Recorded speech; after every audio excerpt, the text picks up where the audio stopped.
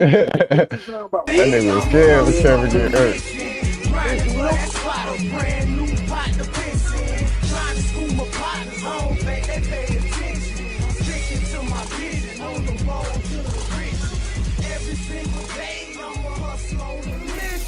Trying to get 100 M's, nigga, I ain't kidding. I'm on a mission, 24/7, 365, until I reach the heavens. I said, bet. I'm the only one that bet with him. All of a sudden, Paul Pierce comes up. He's like, I got $2,000 on Garnett. Right away. Everyone was like, bet. But you didn't believe it. No, I did. There's no way. So this what we got. So this what you know. So this what you know. Kevin Garnett is not stronger than me. I'm not saying this. We would go to the weight room in the morning. You know, the morning used to be the jump. And we watched Big Baby and Leon Moore do 130s, 125. I take my little 115s. Okay, man, guys. I'm grown man still. That's what I'm going with Baby. I heard you. I'm with Baby. I'm with Baby. I kind of looked at everybody like, damn, this how y'all feel? When I saw how everybody jumped over that, I was like, oh, word, that's what that was crazy. You know the funniest thing? I was in the front, and Rondo came and got me.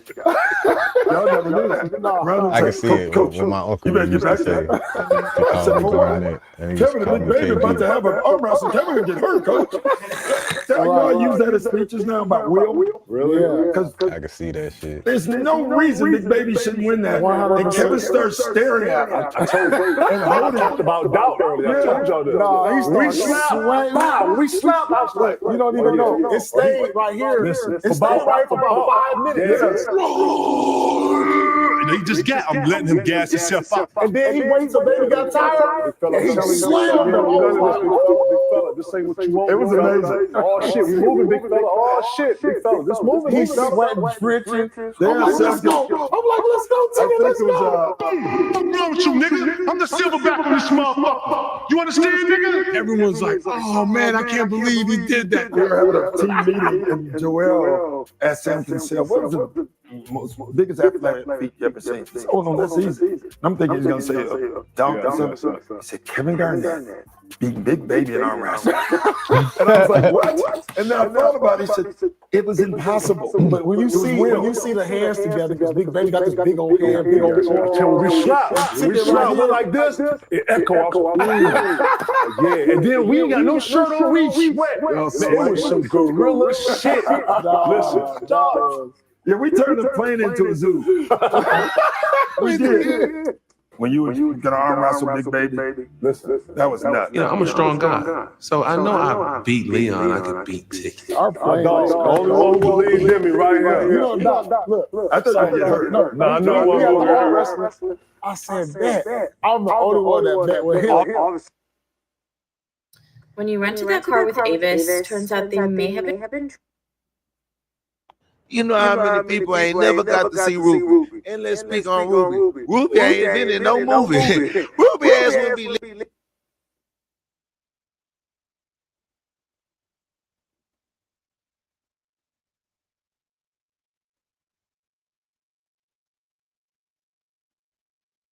living all good if it wasn't for niggas stroking that wood to her OnlyFans. Why? Because now you live in a world where on call you can see damn near 80%, let's say 70, let's say 70, fuck it, 65%, that's still a large ass number. I really would like to say 70% of the beautiful women in the world in today's day and time are revealing themselves on social media for $1. In some way, shape, or form. In some way, shape, or form, women are revealing themselves on social media for men to goon on them. For them to make money and have a free life where they can live in their femininity and be free and not have responsibilities of going to a job, actually creating a product, actually being responsible, actually motherfucking getting a skill set and applying that skill set. No, they live off of being the hobbies of men. You smart. A beautiful woman is the hobby of a hardworking man. You know how many people ain't never got to see Ruby. And let's speak on Ruby. Ruby ain't been in no movie. Ruby ass wouldn't be living all good if it wasn't for niggas stroking that wood to her OnlyFans. Why? Because now you live in a world where on call. Too. Dennis Rodman would take his jersey off and throw it in the audience. Like when I say Elon Musk is not human, they still pray for me now. Oh my God, somebody pray for me. Wait, stop. Hold on. What do you mean by that? What do you mean by that? I just dropped. Help me. Help us. Help us. I just dropped that. Yeah, I don't believe Elon Musk just crossed a net worth that no human being has ever crossed, and he has bypassed every living human being by multiples in regards to net worth. If with a few $1 billion, he can feed everybody in this world, why is he not feeding them? We think Elon Musk is altruistic. He wants to put a neural link in your brain so that the blind will see, the deaf will hear, the lame will walk, Jesus level miracles as he calls it. That guy is an epitome of the second beast in the book of Revelation. And the Bible says that he will deceive those that are on the earth. I like to read this because so that people don't think that this is my opinion. Anybody that's believing in Elon Musk needs to go pray and find out what's, my question is, Elon Musk has the ability to put low orbit satellites in all nations. Where did he get that permission from? The rights. Elon Musk is building robots. He's telling us that in this next few years, not long, maybe a year or two, there will be more robots on this earth than human beings. Elon Musk says that we're going to have so much that we're not going to need to work. We'll have about 90% unemployment because robots will do everything from changing diapers to flipping patients in the nursing home to driving cars to everything. And he says we're going to have universal high income. And people are like, wow, that's amazing. I don't have to work. The issue is, how are they going to give you that universal high income? That is the beast system. When the Bible says in Revelation 13 from 16 to 18 that there will come a time when that you're not going to be able to buy or sell without taking a mark on your hand or a neural link in your brain. Listen, Revelation 13, let me read this to you. And everybody, you can pull up your Bible and read this. Revelation 13, you can start from verse 11. He said, I beheld another beast coming out of the earth. Earth is flesh, human. He had 2 horns like a lamb. That means he looks like a good guy. But he spoke like a dragon. Elon Musk looks like a good guy. Like, oh, he's always dancing and laughing. Elon Musk. No, dude. Elon Musk is like, he's like, he's like, oh no, like, I'm an alien. And then people think it's cute. The guy tells you he's an alien and busts into this demonic laugh, and you think it's cute? Like when I say Elon Musk is not human, they still pray for me now. Oh my God, somebody pray for me. Wait, stop. Hold on. What do you mean by that? What do you mean by that? I just dropped. Help me. Help us. Help us. I just dropped that. Yeah, I don't believe Elon Musk just crossed a net worth that no human being has ever crossed, and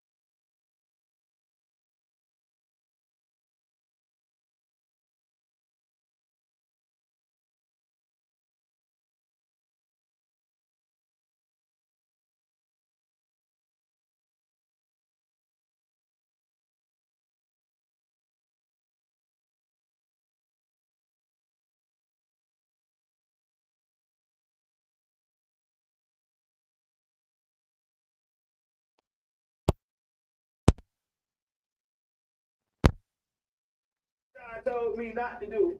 But you know what's crazy? What I learned from that is that I can't never go against my gut. I had already used him.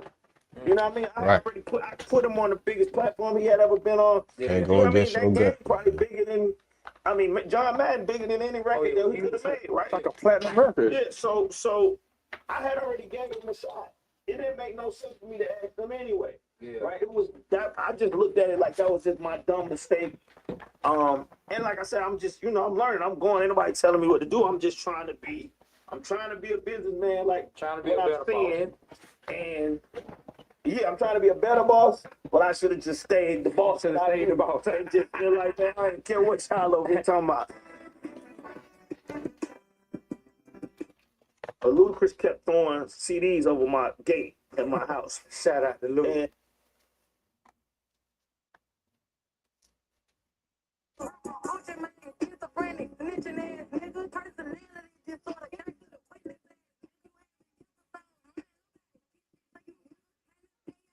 On the Gucci, we know more. But I ain't gonna never be no victim. Got the feds right in my house. Come out, Ranger Davidson. Schizophrenic, snitching ass, nigga, personality disorder. Can't do the witness.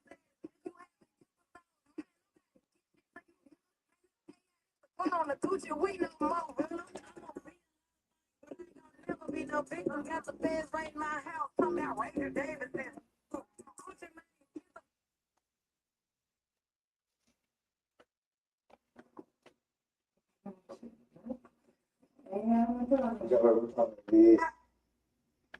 Say good night. Good night.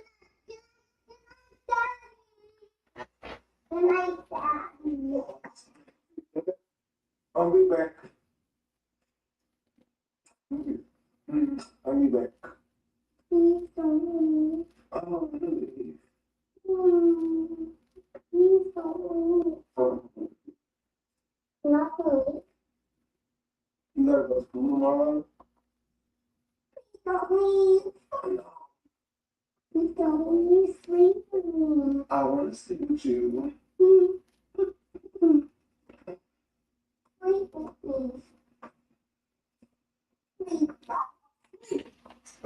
That's real, man. That's what you do. You stay your ass at home, bitch, when she wants you to stay at home. I'm gonna tell you another thing. Your baby mama put her up to it. Your baby mama put her up to it, boy.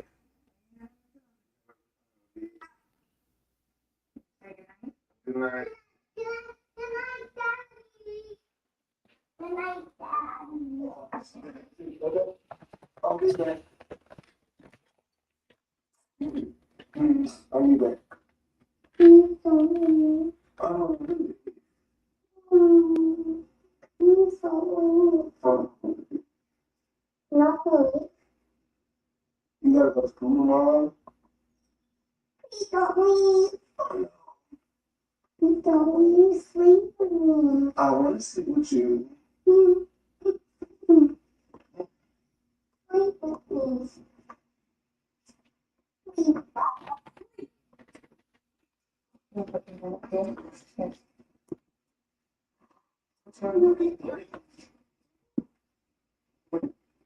That's a big dog. That's funny.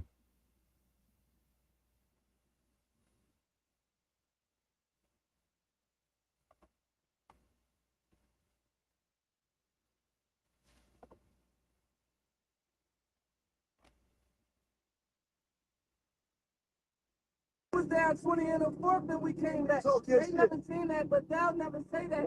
I used to dream that, but now I can say that. House to the lake at my mind where it's safe at. My kids where it's good, nigga. I'm been a leader, really make way of good, nigga. Bobby, where you at, nigga? That never understood, nigga.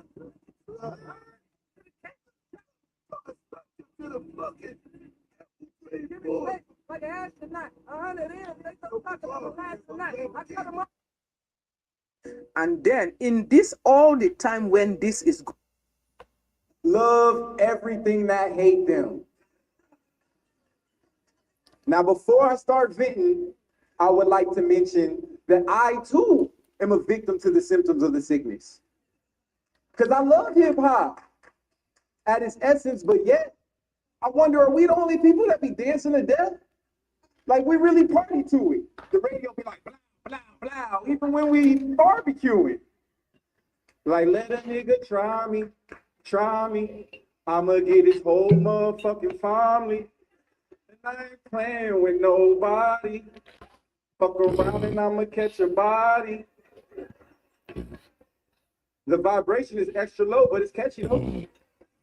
I don't know how the high it makes me feel will affect my soul, but shit, it's the shit we dance to. Ride around and jam to. Other folks be like, wow, look how happy it makes them. Because niggas love everything that hate them. Goodness gracious. Mobster movies, our favorite. Goodfellas, Sopranos, Casino, you name it. Remember in Godfather at the Five Family Banquet? Don Zulici pitched an idea everybody seemed to be okay with. He said, I want to keep the drug game respectable. I don't want it sold near children. I don't want it sold near schools. That's an infamia. In my city, we will traffic through the dark people, the colors. They're animals anyway, so what if they lose their souls? Now that's foul, but I get it.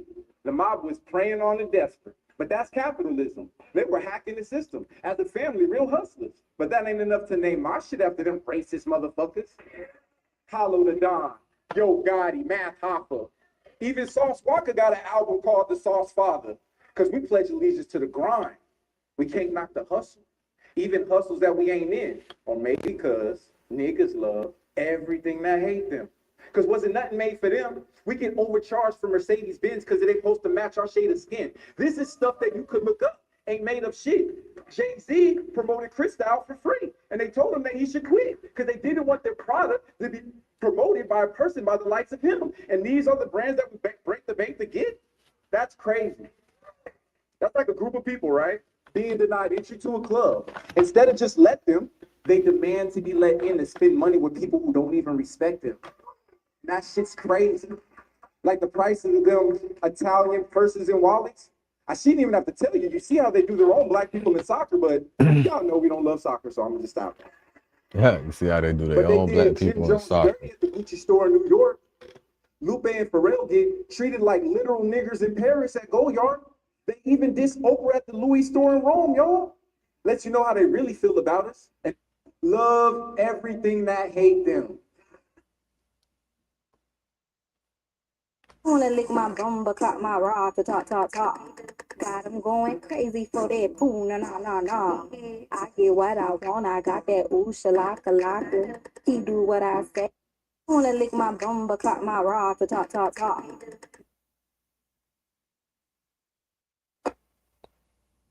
Man, what's Ray J talking about? What are you talking about? Man, listen, I was surprised. No, Ray J can't train with me. You been lying. Say that he did. Bro, he did. I told him to pull out. He listened to me. Girl be telling me the same shit all the time, and I just don't listen. It's hard. But he should have pulled out. But I'll tell you, but I was proud of him in the first round, in the second round, and then I'll be proud of him in the first round with Sula. Because I'm telling you, I saw what Ray J was doing in the camp. I was proud of Ray J in the first round. He was going out them. They take balls. He was going out them in the first round. They take balls. Man, They take balls. what are you talking about, man? Listen. Okay, what's going on over there? Okay, lady. Me, my dad, and my brother were working on a truck in our backyard, and there's like an 8-foot person beside it, and another one's inside, and it has big eyes and looking at us. My boy got that big ass gun. He better bust that bitch. In my backyard. And I swear to God, this is not a joke. This is actually we're terrified of it. So there's two people or two subjects that are in your backyard? Correct, and they're very large. This frantic 911 call happened not long after extraordinary. Two last questions. The combine, what was that experience like for you? You don't know me, do you? You don't know me, do you? I never went to the combine. You didn't go to the combine. Tell them direct. Yeah. Thank you. Why is your name Devo? Because I can do this. He's about to strangle me right now. Can y'all give me some better questions? This man is scaring the hell out of me. Debo, I got a question for you. What's that? How many James Harrisons would it take to defeat a silverback gorilla? A silverback. 2. Why 2? I need somebody to film it. Keep on dumbing, rapid fast, switch up on his bitch. I'm coming.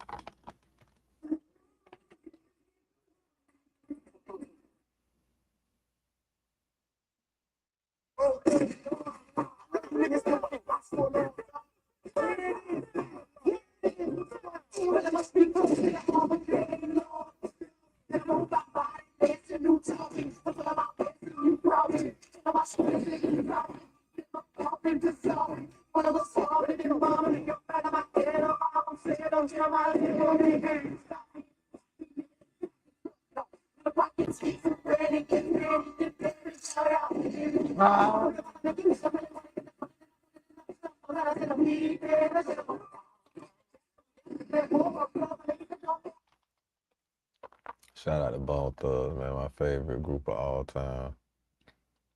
I don't think I got a favorite group over Bone Thugs. Bone Thugs, Hot Boys.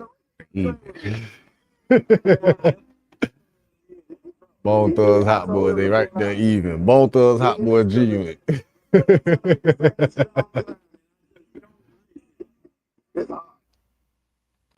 what's going on? Notice I didn't put Migos in there. Okay, lady. Me, my Migos hot dad, too though. and my brother were working on a truck in our backyard, and there's like an 8-foot.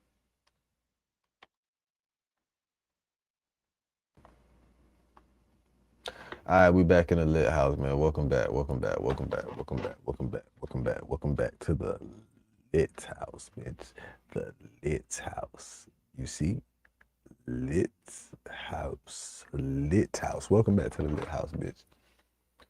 Home Inc. TV hustles on a mission every day. Dividendsapparel.com. Whatever you do, make sure you do it capital and create a positive impact today and later.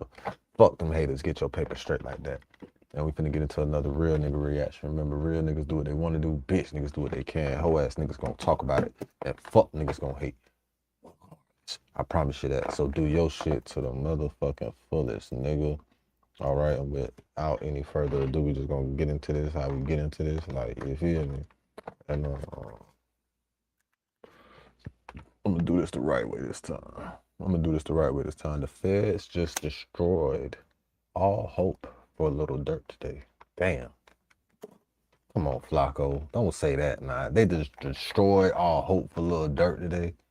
When, I don't know. I don't know what to believe. There's so much shit going on with this case, bro. There's so much shit back and forth with this case, bro. I don't know what the fuck. Like, with Diddy case, it was pretty like set out. Like, you had all the information. With this case, bro, it's like new shit keep coming up. Like, evidence or so-called evidence is like back and forth. It's too much media speculation on this shit. You know what I'm saying? It's like people against dirt, people for dirt. It's a difference. Like, and I don't know, man. I don't know, bro. But one thing about it is, them two different sides. Dude, Lo's supposed to have smoke with him or something, I think. Let me see something. Hold on.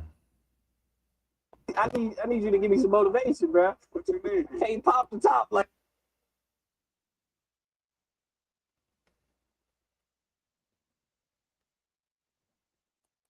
You did, man. Bro, let me see your shit. You might I ain't as gonna lie, well you gonna get rid of that shit. That's I can't. Bro, I can't let it go, man. You can't even tell my shit fucked up. Let me see. Take your hand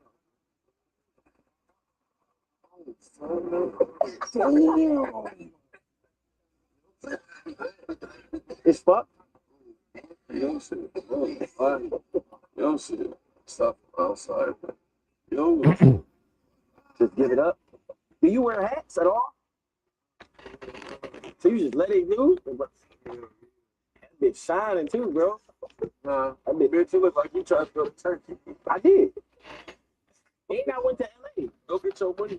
Nah, they did it for free. That's why they fucked my shit up. They did my shit for free. Yeah, you stupid. You should never. Man, how the fuck you going over there letting niggas do that shit for free? Niggas played around. Niggas did that shit on purpose. Niggas be watching your shit like, look at this nigga. We bet that niggas taking bets on if you finna show your head today. Cause you went over there and tried to do that shit for free. Man.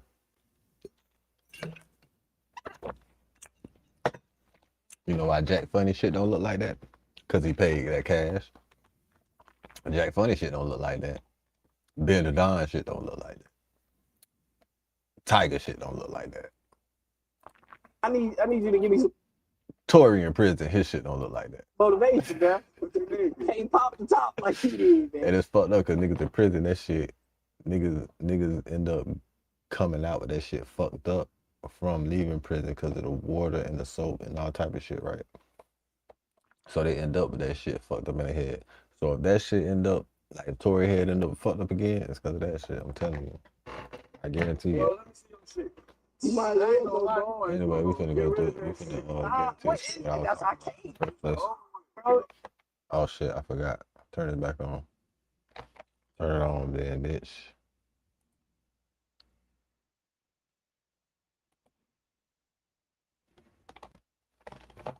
Oh no. Connected to what? It should be connected to this. This time I'm ready to pair now, like it ain't connected.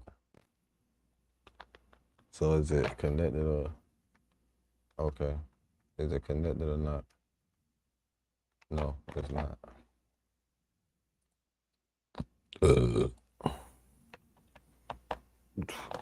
Okay.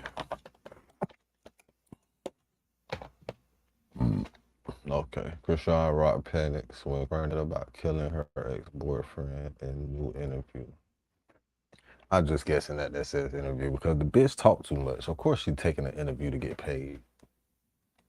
She just talk too damn much. You talking too damn much, bitch.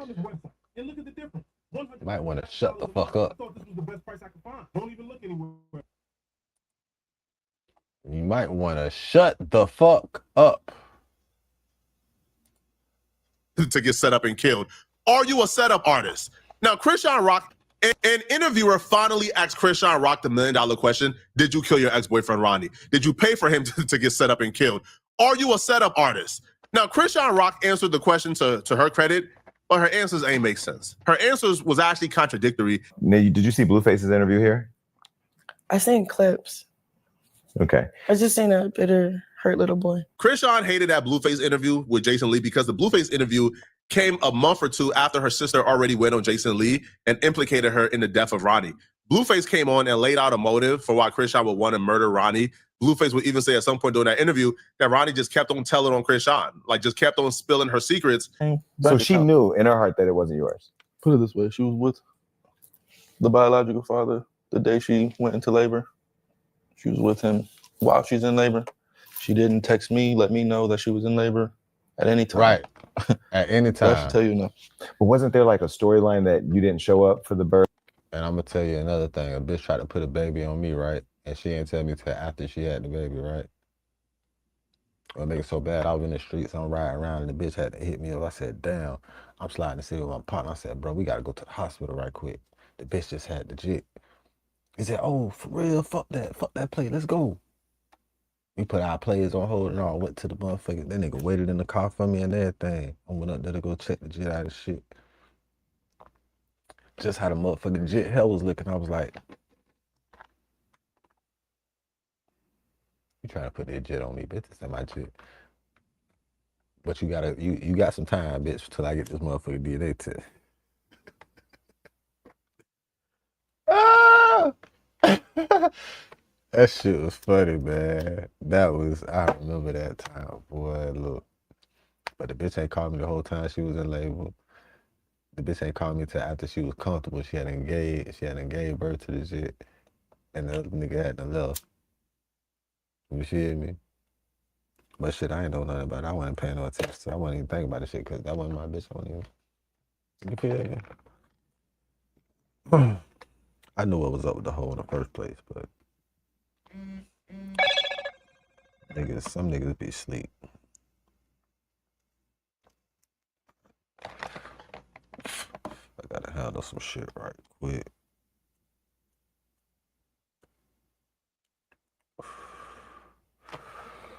I gotta handle a lot of shit.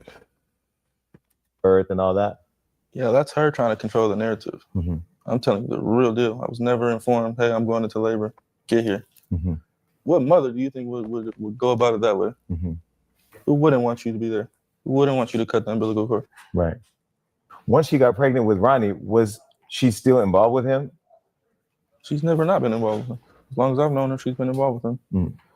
Mm. He's always told on her, though. She's always tried to keep it like low key, and then he just comes with the, oh, on this day, you said this, but I was this. On that day, you said that, but I was here.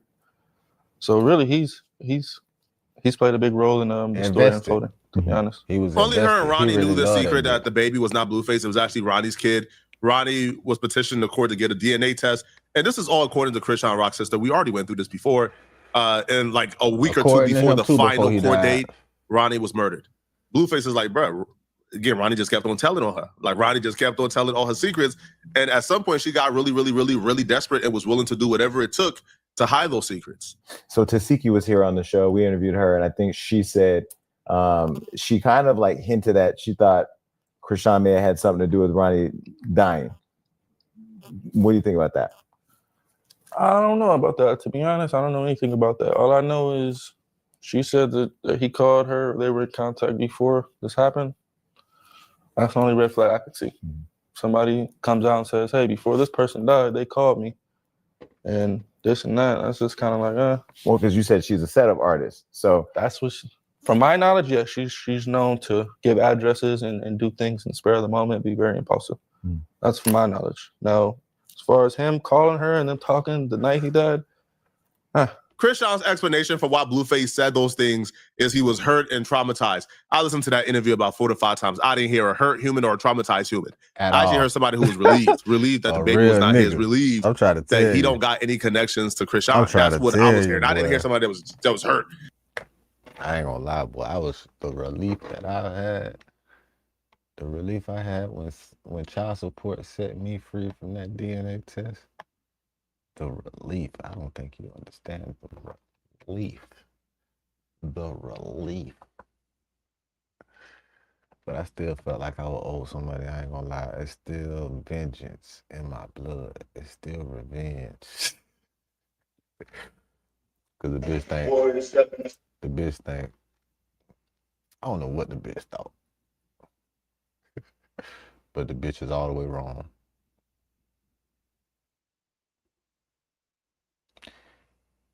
You probably should have listened to your brother.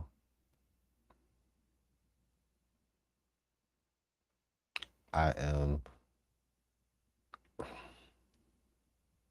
capital, bitch. You ain't gonna get away with it. You ain't gonna get away with it, bitch. I'm gonna tell you, boy, you ain't gonna get away with it. You ain't. I don't give a damn if it take 25 years. I don't give a damn how long it take, boy. I will have vengeance. Vengeance will be mine.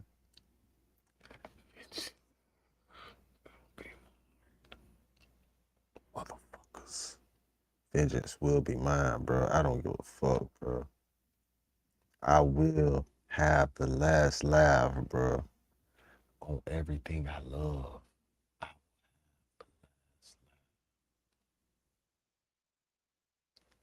I will, bitch.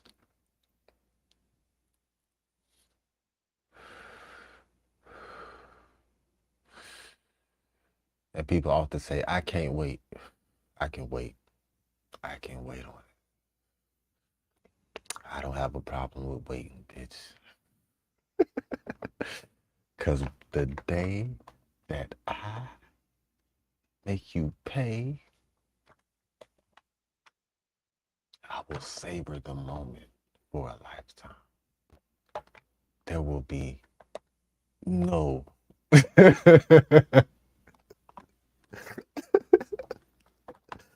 there will be no pity. There will be no pity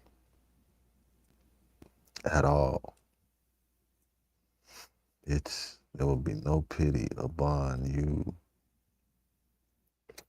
Motherfuckers. There will be no pity. I'm not showing. Right, because no if he was mercy. hurt and he wanted to make No things, he mercy. had the perfect Nigga, opportunity no mercy. to probably I'm finna add play- some extras on 10s. Because her sister already came and laid the groundwork. He could have came and said, "Oh yeah, I heard she did this. Oh no, I heard." Nah, you know, she was on the phone with him the night before. I don't know what happened, but she is a setup artist. She tried to set me up. Now, when Krishan was asked directly by Jason Lee, do she have anything to do with Ronnie's death? Her double talk to me is a red flag. Her contradictions to me is a red flag. And if you have a clean ear or a keen ear, I red should flags say, everywhere. you would peep the contradictions and the double talk almost right away. Check this out. I'm All going you to show have you to how I do afforded is- this car. Study body language.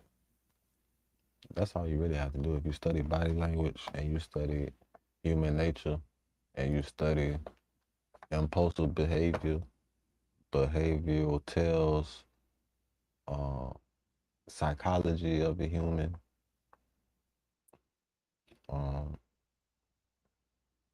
it's like 3 other things. But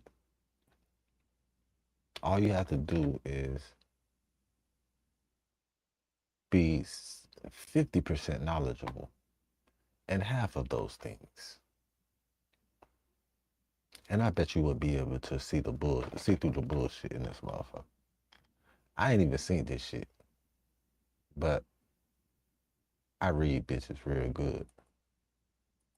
That's why I ain't had no bitch for a year. I ain't even trying to fuck.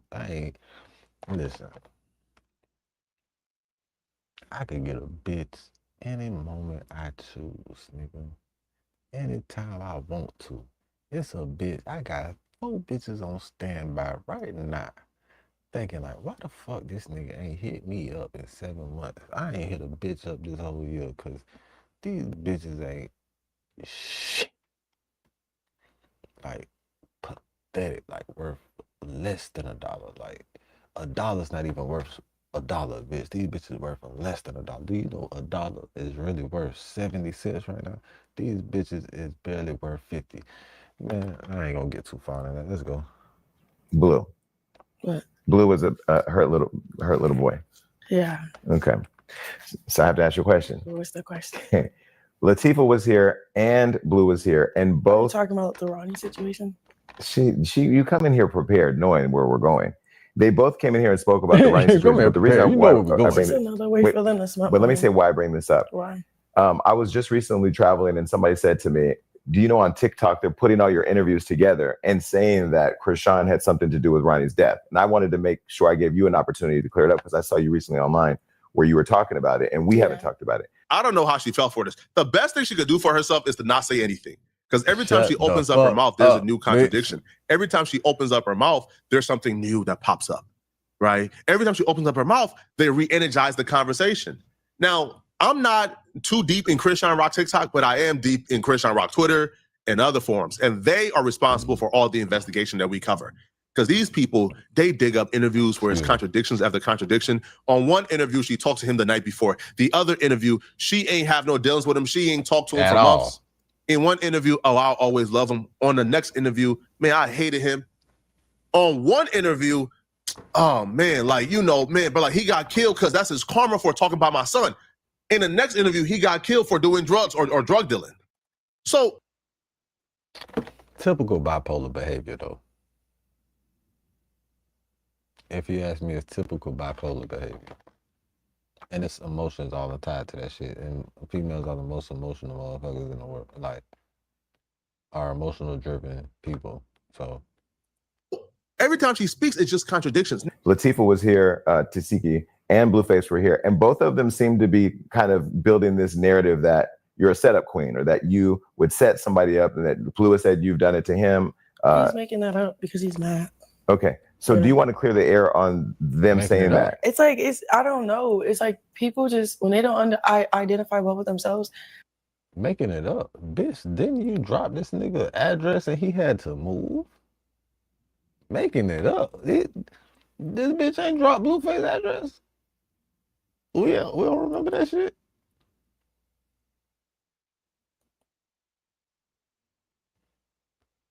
All right, let's just continue. What the bitch said? They just start picking. Or that you would set somebody up and that Flua said you've done it to him. He's making that up because he's mad.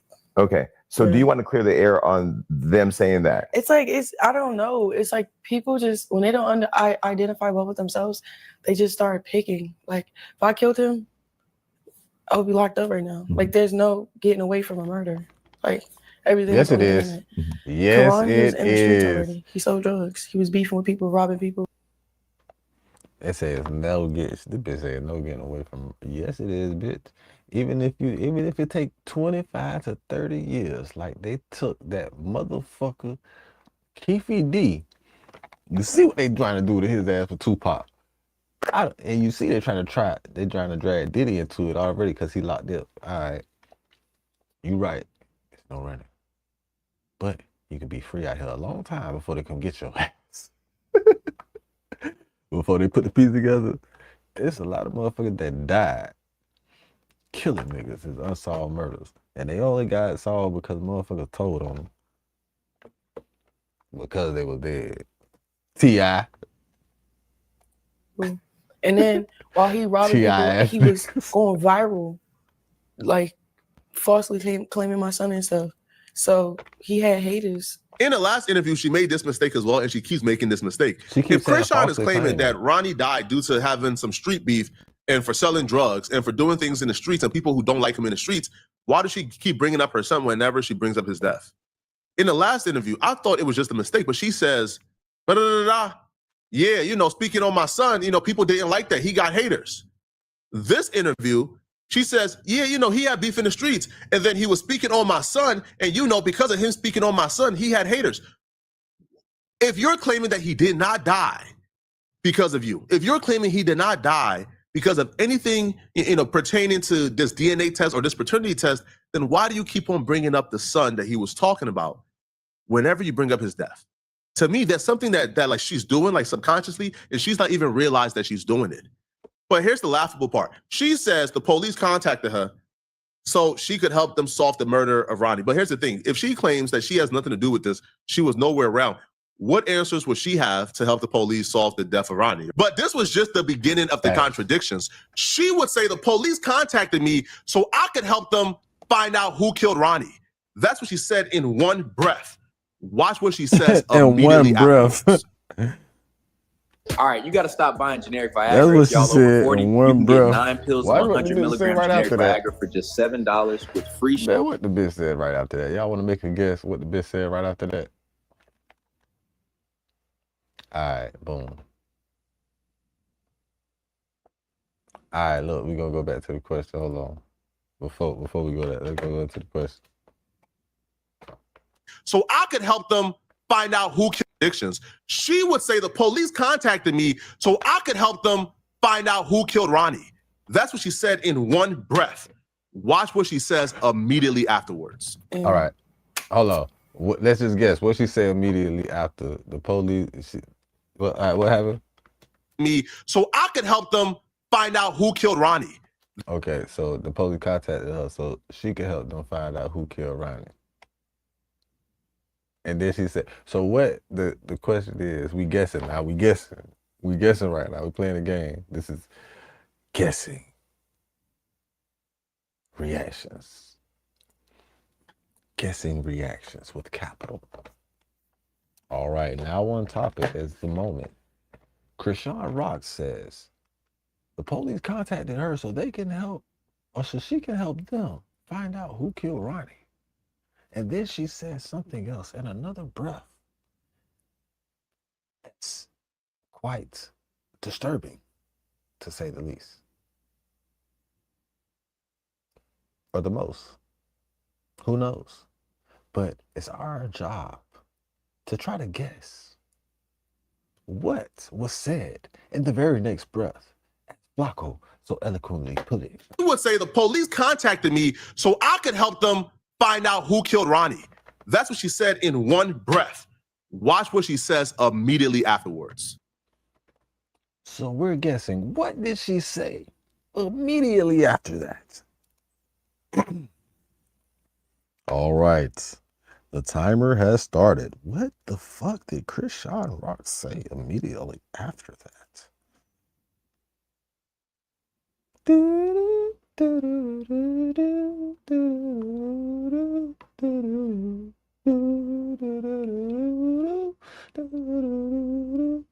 know what I think the bitch said? I ain't seen this now. You know what I think the bitch said immediately after that?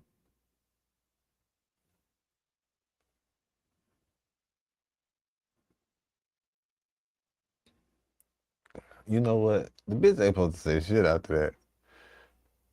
But she in the interview. Okay, so we're saying what she say after the interview, after she say the police hit her up to find out who killed Ronnie. I would think the appropriate thing for her to say is, and I told them, how the fuck am I supposed to know? Or, and I told them, why are y'all asking me? And or I told them,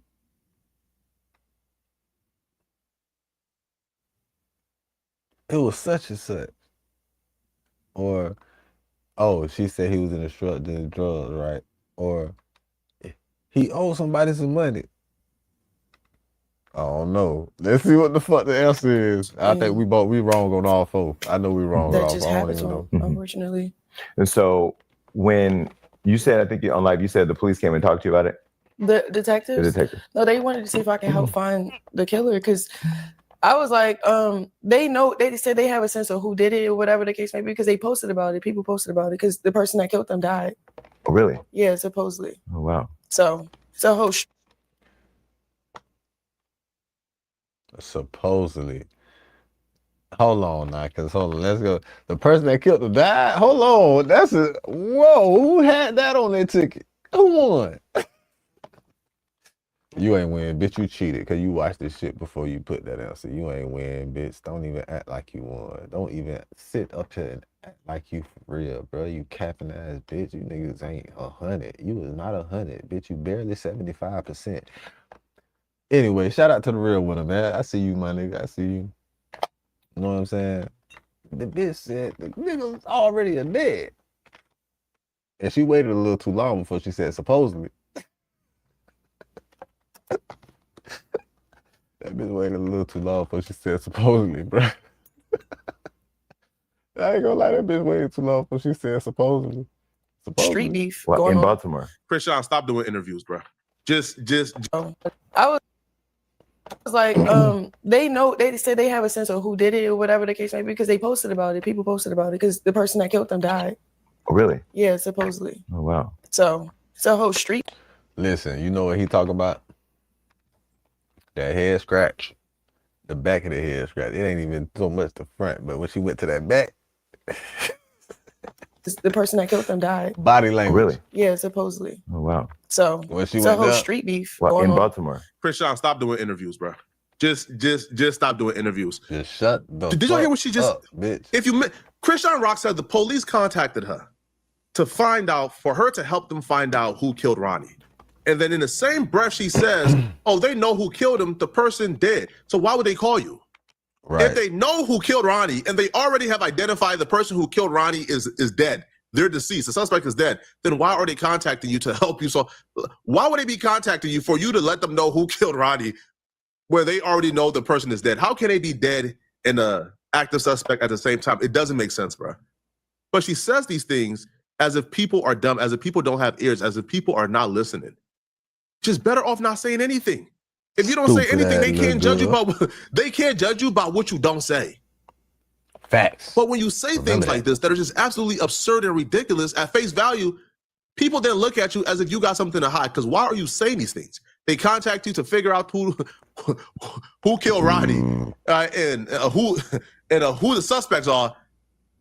And then in the same breath telling you, oh yeah, the person did. All right, man. Not in Baltimore, in the county, like 30 minutes from Baltimore. Oh, really? Yeah.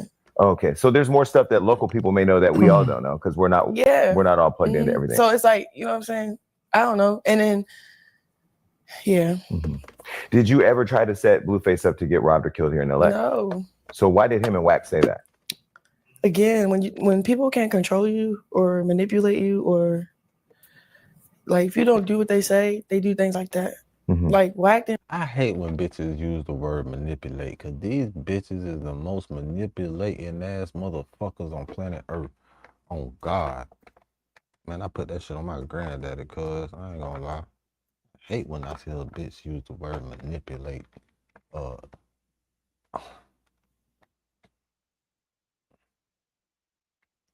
It's a lot of words I hate when a bitch use, but when I hear that shit, boy, that really grinds my gears. Manipulate. You bitch. The most bitch. If man, listen, man. I'm the type to want to fight. I call out a bitch brother, boyfriend, uncle, daddy, cousin, whoever the fuck around that love that bitch the most when I want to fight. Bitch, cause this bitch need her ass whooped. And I don't really beat bitches up, cause I know I can beat a bitch up. Where the fuck is your handler at, bitch? Where's your caretaker at? Where's the man that loves you enough to take a fucking ass whooping for you? Cause you got a nigga fucked up. I don't even know why I just went there, but that's why I feel when I hear a bitch do some stupid ass shit like that. Bitch, you the most main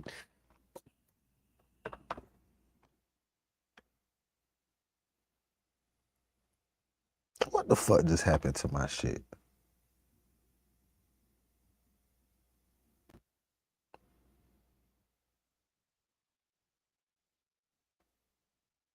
I just tried to make a man, stop playing with me, man. Before I fuck this shit up.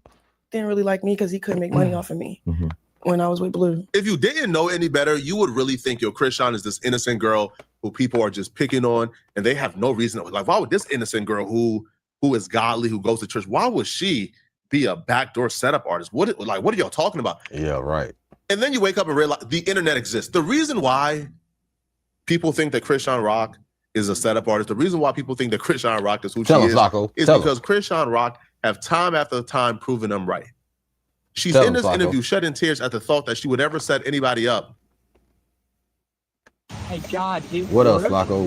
What she did, Flacco? I told you it's legit. Let's go to it, Flacco. What the fuck this I bitch used did? this business loan program and I was shocked when I was approved for a $65,000 loan. But about 11 days ago, she was on a live stream with Blueface threatening to smoke Blueface. This is two different persons. The person who was doing this interview with Jason Lee, shedding a tear at the very thought that she would set anybody up, was just openly threatening somebody on live stream to get them killed. I don't want no smoke with you, man. Yeah, you don't. You don't get smoked. I don't. You don't want no smoke. Ooh. You don't get smoked. You don't get smoked. You beefing with Devon? You be smoking? No. You be getting smoked? She said that shit 4 times too. She wanted to make sure the nigga hear it. She said the shit 4 times. Cause Blue said ooh 3 times. I don't. Ooh. You don't want no smoke. Ooh. You don't get smoked. You don't. You don't get smoked. I don't. Ooh. You don't want no smoke. Ooh. You don't get smoked. You don't get smoked. You beefing with Devon? You be smoking? No. You be getting smoked? You be ratting. You be getting smoked? You be ratting there. What does that mean? Blue, tell them how many bodies you got. What are you talking about? Schoolyard critic? No. I'm gonna be.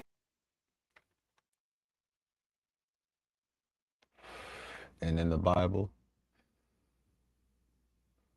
this is why they painted Eve the way they did.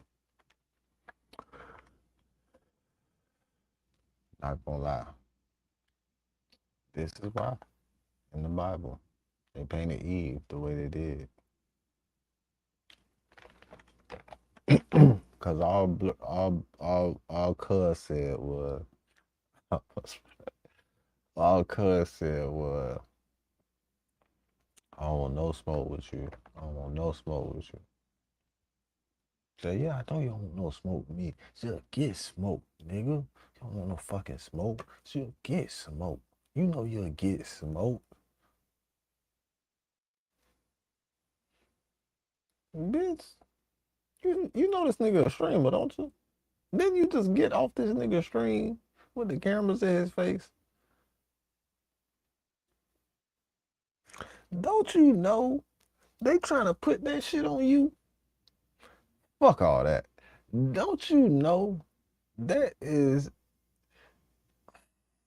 it can be deemed as a threat.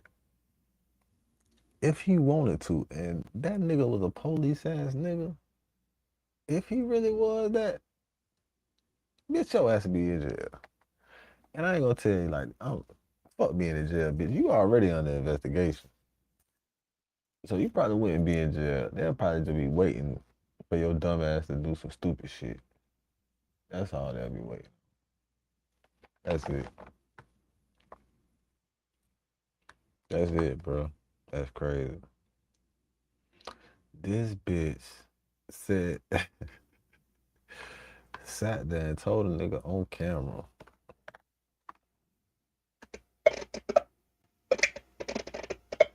that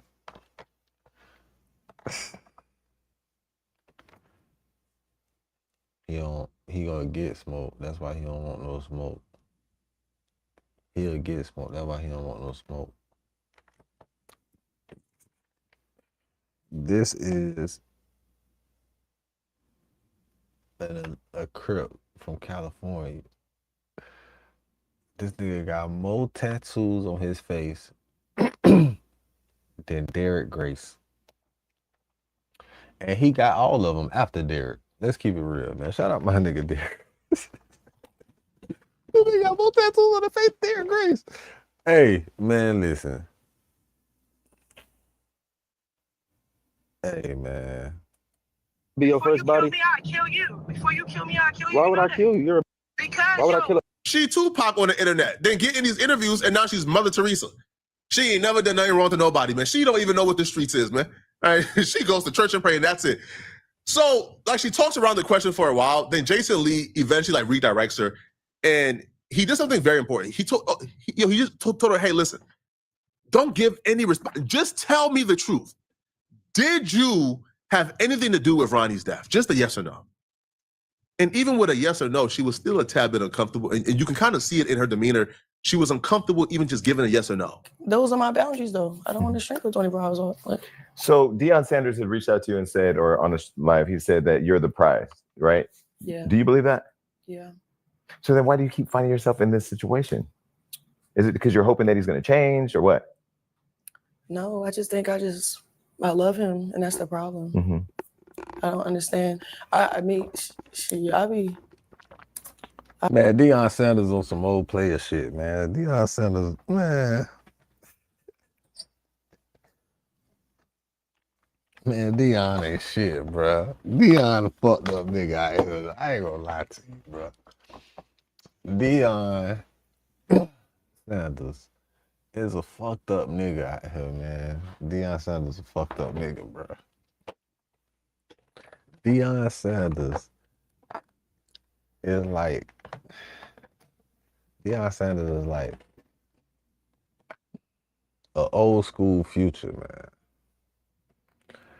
He like a reverse Future. He like a old reverse Future. You know what I'm saying? He the athlete, you feel me? He the athlete that's gonna fuck all the young niggas old bitches. Deion Sanders is a fucked up nigga. He is the reverse Future, bro. He is the old athlete that's gonna fuck all the young niggas old bitches. No, boy, that's what it looked like to me. That's exactly what it looked like to me, bro. That's exactly what it seemed like to me, cuz I ain't gonna lie. Like, bro, what you out here? What? You out here? What? What the fuck you just said? Because it's two other bitches that I know, Deion Sanders. I know one of them is Chris Brown old bitches. That's what make me say that shit. Cause I know he was fucking with a Chris Brown old bitch, right? And he a dirt. Look, I already know, but I know the type of nigga this is. I know the type of nigga this is. I be like, at times, I be really just upset with myself, like about I know it. what Like, type of nigga what Deion is it? Sanders Then is. I'll go, no contact. It's just. But how do you love somebody that goes on live or comes on an interview and says that you tried to set him up to have him killed? Do you understand like the craziness and all of that? Yeah, so why would he pull up if that's the truth? But no. Man, Deion Sanders is like that uncle. Is like the uncle that Martin played in that movie with Chris Rock in that funeral movie. What the fuck is the name of that movie? That's who the fuck Deion Sanders is. Deion Sanders is Martin character in the movie he in with Chris Rock. When Chris Rock character daddy die and shit. What the fuck is the name of that movie, man? I'll tell you, that's who Deion is, man. Deion, the old ass nigga that need nurses around here. He trying to get the young bitches to nurse him, to be like his nurses and shit. He be tricking. He be tricking with all the young, the rap niggas, old bitches. I'm gonna tell you who on his radar too. Ari on his radar. Moneybag better be on point. Moneybag, boy. I know you ain't really gave a fuck about the bitch ever since that little baby shit came out. But boy, look, whoever worried about Ari, bitch, yeah, better be worried about Deion. Oh, but why would you let him pull up? I'm talking about you. I'm just saying, like, cause he's just lying. Right. So why would you pull up? And look, this is just a hypothesis, nigga. This is just a hypothesis. This is just a hypothesis, bro. This is just my hypothesis, bro. If I had to guess what bitch was on his radar next, I don't know, cause you gotta think about his type for real, right? So it might not be Ari. If he going that like,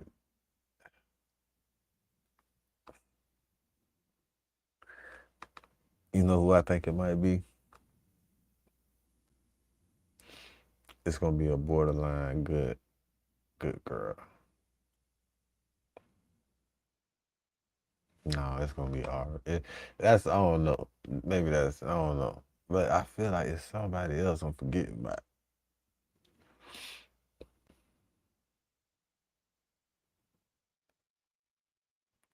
Travis Hunter. No, but he want all the musicians. He be going after the musician hoes. He ain't gonna fuck with his home. He ain't gonna fuck with his little protege bitch. I don't think he would. I don't think he probably already did that. He probably already did that. He was probably trying to tell that man, look, man. All right, anyway.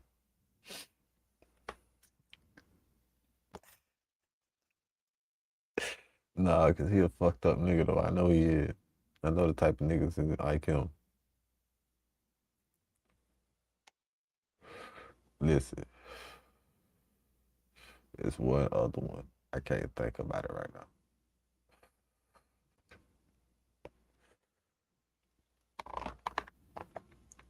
Man, that nigga a fucked up nigga, man.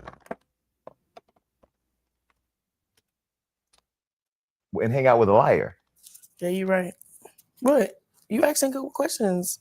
I don't have answers to those questions.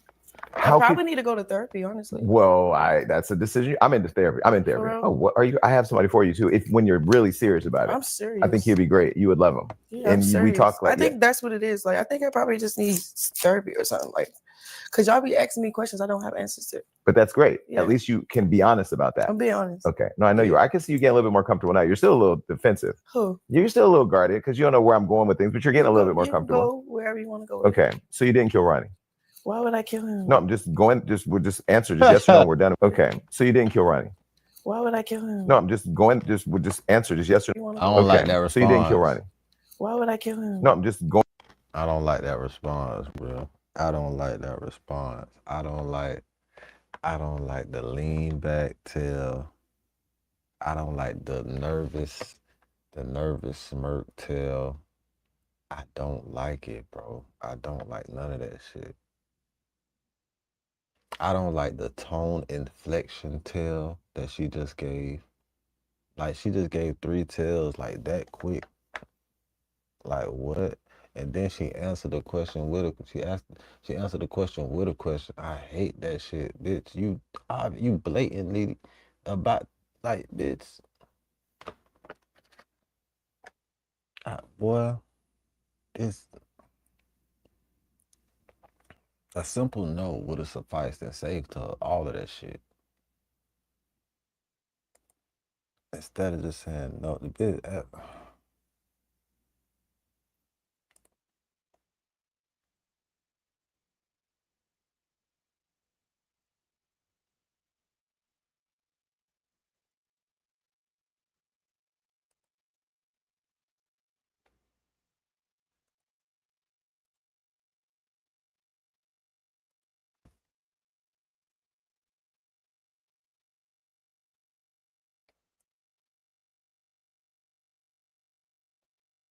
I'm out there. Hey, y'all break this bitch down, cuz.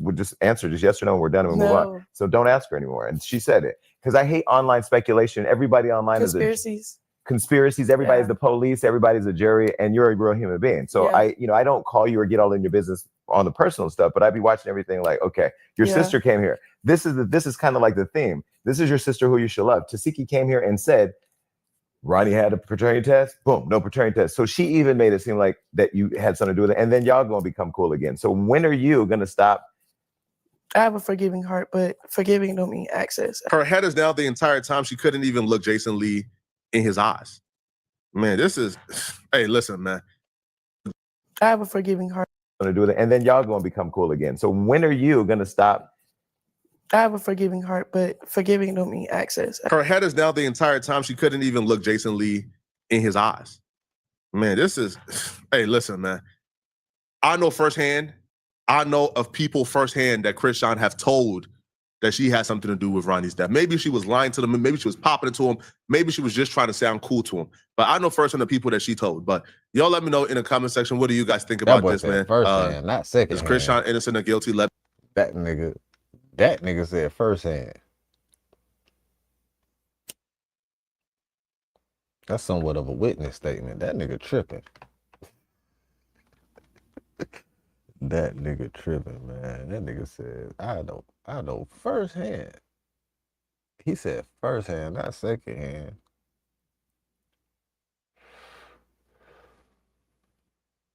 You see that smoke out there? That's second hand. First hand is this.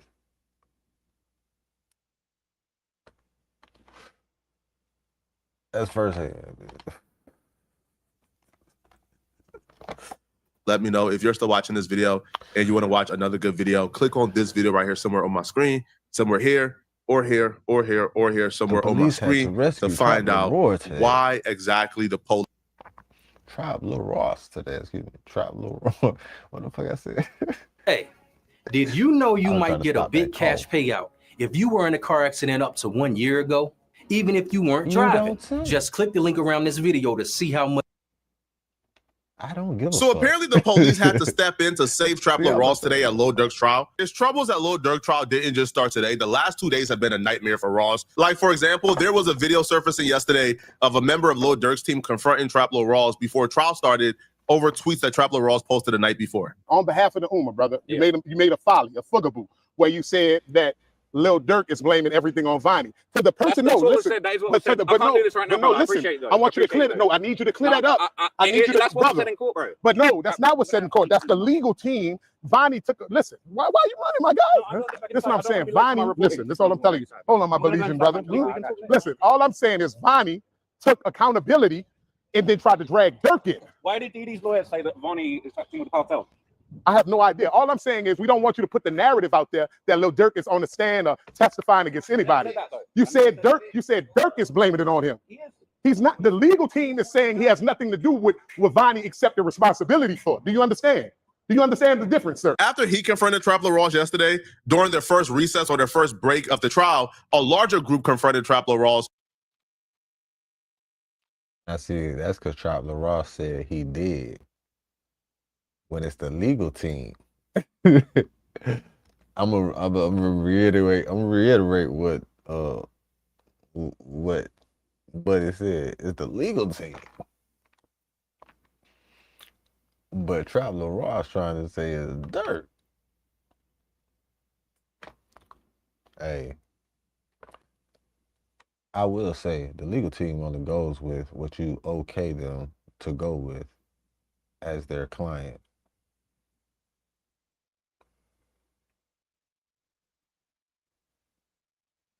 But nigga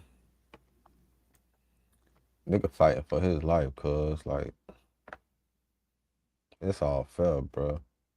If it's, look, this is my thing, right? If the saying is it's all fair in love and war, nigga, if you at war with the motherfuckers you love, ain't it all fair or not? Especially when they trying to turn on you or put some shit on you.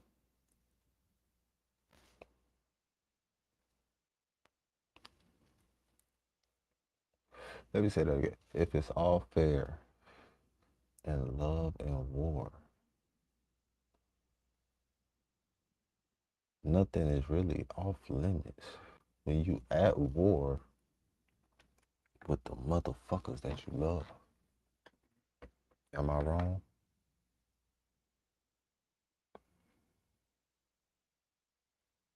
Well, maybe we shouldn't look at it like that. Maybe it shouldn't be all fair and all in love and war if shit is off limits. when you at war with motherfuckers that you love. For posting that Lil Durk's team is pinning all the crimes on OT Avani, which is just factual, right? That was their opening statement. But apparently today, they are still upset. They're still pissed over more things that Trapper Ross have been reporting. This time around, they didn't approach Trapper Ross with Assalamu Alaikum, brother. They approached Trapper Ross wanting to smoke. It was more hostile. It was so hostile that, the court marshals had to step in. It was so hostile. You got the LA Mag. They don't have enough. You got third party who don't even know who Trapper Ross was at the time, figuring out who he was due to the commotion that took place earlier today. I'm Taylor Priest of Los Angeles Magazine, and as I was leaving the courthouse of day 4 of Lil Durk's trial, I noticed a lot of Free Durk t-shirts sitting around Trapper Ross. So I asked him about what was going on with that, what the feelings were outside the courthouse today, and this is what he said.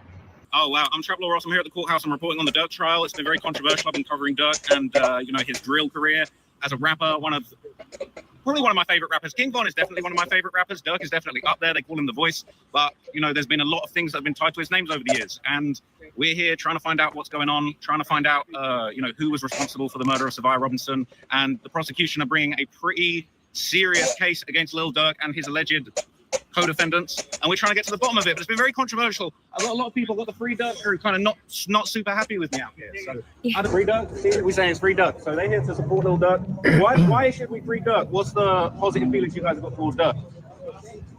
Well, the reason why is because, one, he's our brother. So that's why I'm out here. I'm out here in support of the family, and one with the family and one with the Muslims. And as a Muslim, inshallah, whatever happened, we seek forgiveness from Allah from him. And we don't want to put his hands in the hands of the man of the federal government. Whatever we do, we ask God to protect us and cover our sins, and we'll deal with God. And we seek Allah's mercy. Why? They're not spending millions of dollars to stop gang violence here in different rifts and beefs. Believe it or not, this is the most cordial and polite conversation that Trapper Ross had from somebody from Durk team today.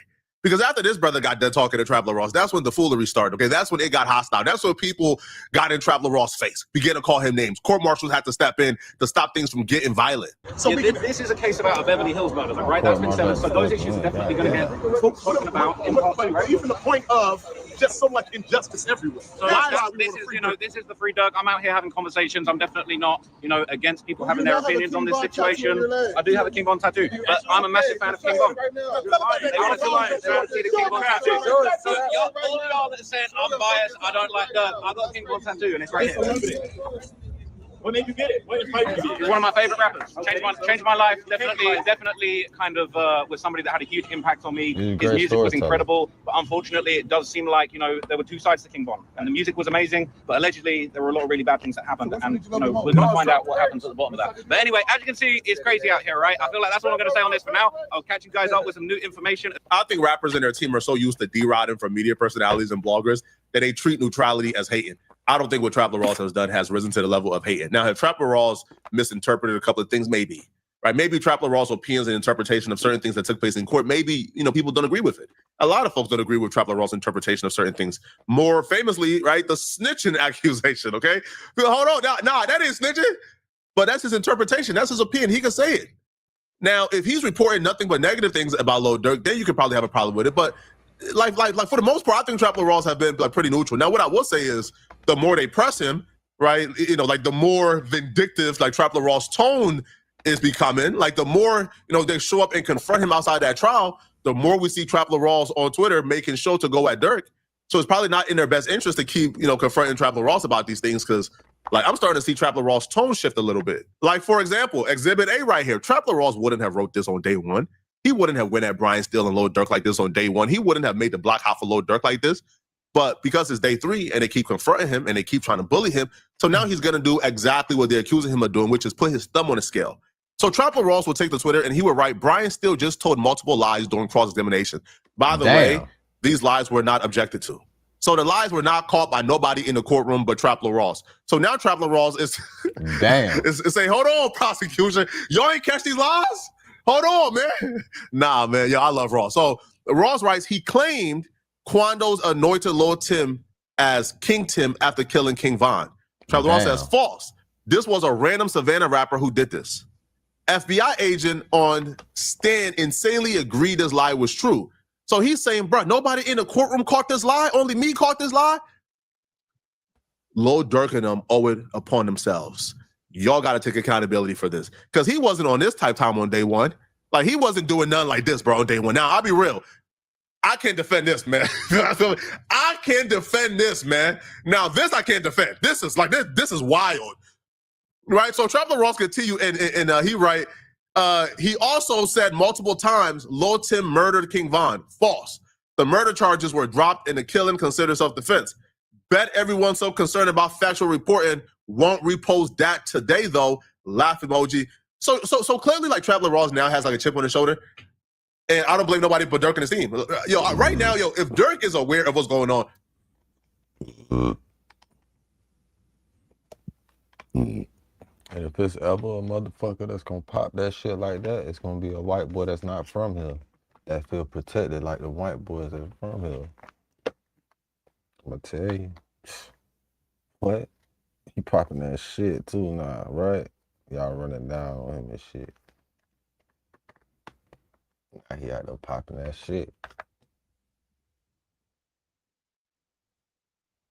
With a King Von tattoo on his leg. Hold on. It was on his right leg, though. If I'm not mistaken, if it weren't reversed. I don't know. I'm not sure. I'm not certain, but I don't know.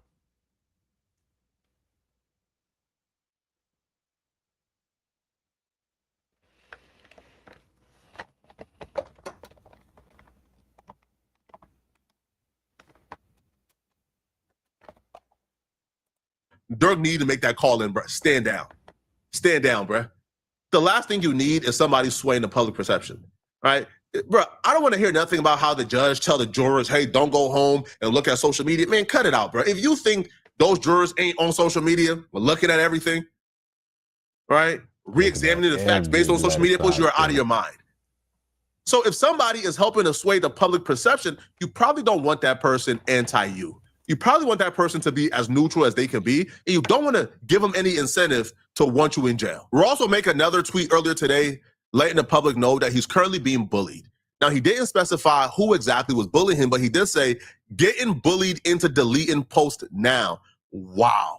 I can tell you the exact tweet that they were hovering around Trapler Ross, telling him he must delete it right now. That was the OTFDD tweet. So Trapler Ross posted, prosecutors pulled up a post from OTFDD where OTFDD just tagged Quando Rondo at Quando Rondo, where was your pipe at? Taunting Quando Rondo after they just shot and killed Quando Rondo's cousin. Now, the reason why that would just be just exponentially stupid is because OTFDD was one of the shooters. So you posting at Quando where your pipe is at is absurd. Once Trapler Ross posted this, the entire internet began to call OTFDD the dumbest criminal they've ever seen, right? The greatest self-snitcher of all time. You would post this after committing a murder? Like, are you crazy? But apparently that was not the case. So Trapler Ross posted this immediately after the prosecutor said it in court. When it came back from recess, the defense attorney for OTFDD, he began to plead his case. And he clarified OTFDD didn't write that post. That was a repost from OTFDD. So somebody else posted it, and then OTFDD reposted it to his Instagram. Apparently, like, the clarification was what they were like mad about, and they really wanted Trapler Ross to clarify this, which he already clarified it. He just kept his other tweet up still. I don't know about y'all, bro. All right, fam, a repost and writing it yourself ain't no difference to me. Ain't no difference to me in the stupidity, bro. If you're reposting, you're co-signing it. You're making a mockery. If you just committed a murder, the last thing you want to do is associate yourself with that murder. Why would you repost that? Like, I'm so, like, it says more about his team that they feel like there is a difference between him writing the post and him reposting it. Why would he even repost it in the first place, knowing he was one of the shooters? 2 hours later, it looks like Trapler Ross did not delete the tweet. So they confronted him again, this time more hostile than the first, telling Trapler Ross he got to delete the tweet right now. Now, Trapler Ross would apparently write that this was so hostile that it has convinced them to just stop tweeting altogether. So he write, I might take a break from tweeting. Dirk's team acting very unprofessional, screaming, delete the tweet in my face outside the courtroom, leading the court marshals having to step in. Very disappointing and intimidating conduct towards the press in this case.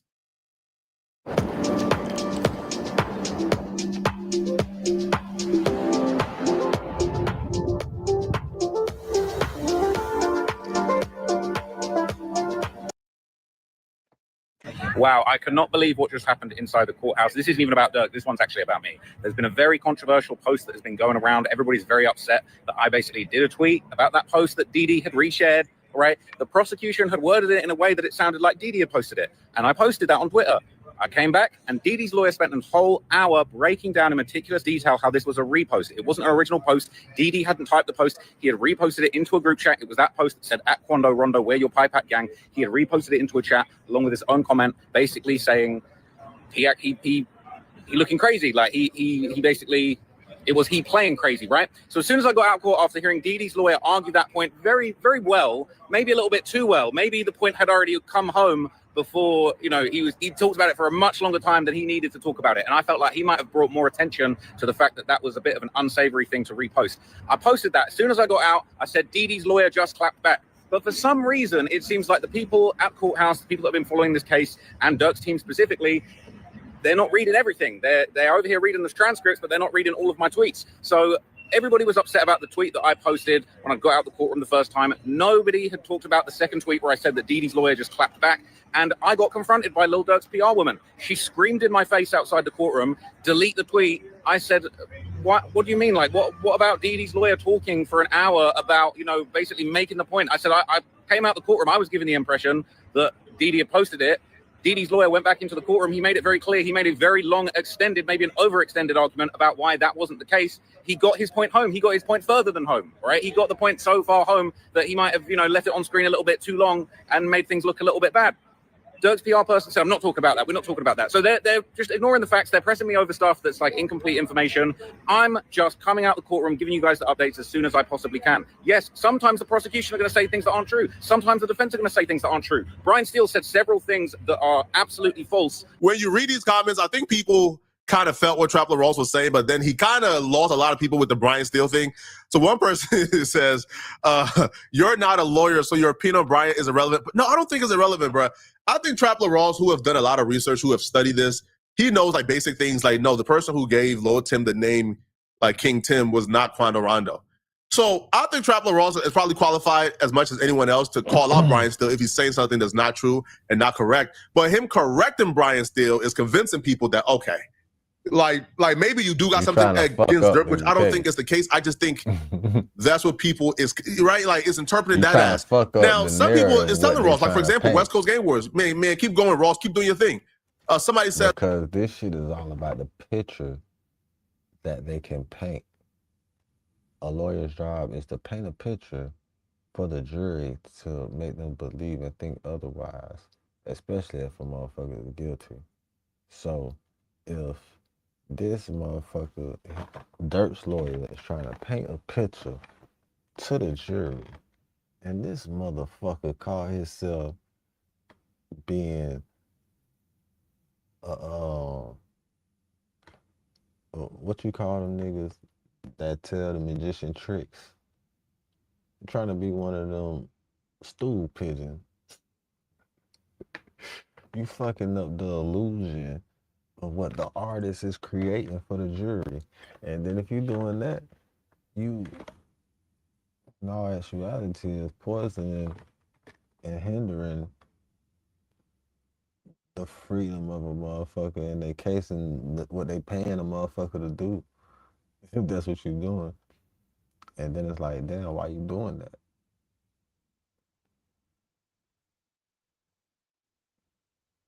And that's what they looking at, like, damn, why you doing that? Like that's man Ross. I think what people are saying is that all your content on this case seems biased towards the prosecutor. And I mean, no offense by that. I've been following your updates about the trial and appreciate it, but have thoughts this is a few times listening to, well, it's because the prosecutors are the one who are calling their witnesses right now, right? Right? Like, so the prosecutors, of course, will be calling witnesses that benefits what they got to say. So right now, it feels like everything that Trapler Ross is going to report obviously is going to be pro the prosecutors because he's reporting on the prosecutors and their statements and their arguments, right? When Lil Durk and them, when it's their time to call their witnesses and when it's their time to do their closing statements, right? Then probably you'll see something more positive towards Dirk. But man, I don't think it's wise to press Trapler Ross at all, right? I think all you're doing at that point is just kind of antagonizing him and making him go all out hate Dirk if he hasn't already, okay? So y'all let me know in the comment section, what do you guys think about this? What do y'all think about them pressing Trapler Ross so hard that the court marshals had to step in? I'm gonna see you guys in this next video if you enjoyed this video. Right here is where I break down why Trapler Ross was pressed in the first video. I covered the entire situation on day one of Trapler Ross getting pressed. I'm gonna see you guys in Fuck all of that.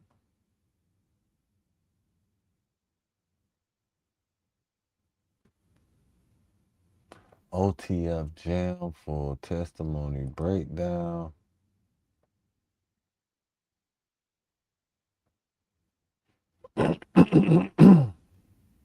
Hey, yeah, If you're not using your VA loan benefit, you might be leaving money on the table. The VA loan is basically home ownership, but make it actually attainable. First, there's no down payment.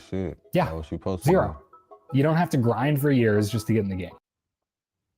Oh my God, it is crazy. So look, I know what you're all here for, and we're just going to get straight to it, all right? OTF Jam took the stand. I've got all of my notes from court today, but I just don't like this nigga voice for some reason, bro. I don't know why.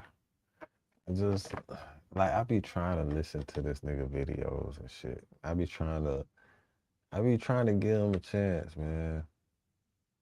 I don't like his, I just don't like his voice, bro. I don't like his voice. I just don't. I don't know why. I don't know why. I just don't, bro. I just don't. I just don't like the way he talks. It's not the accent. It has nothing to do with the accent either.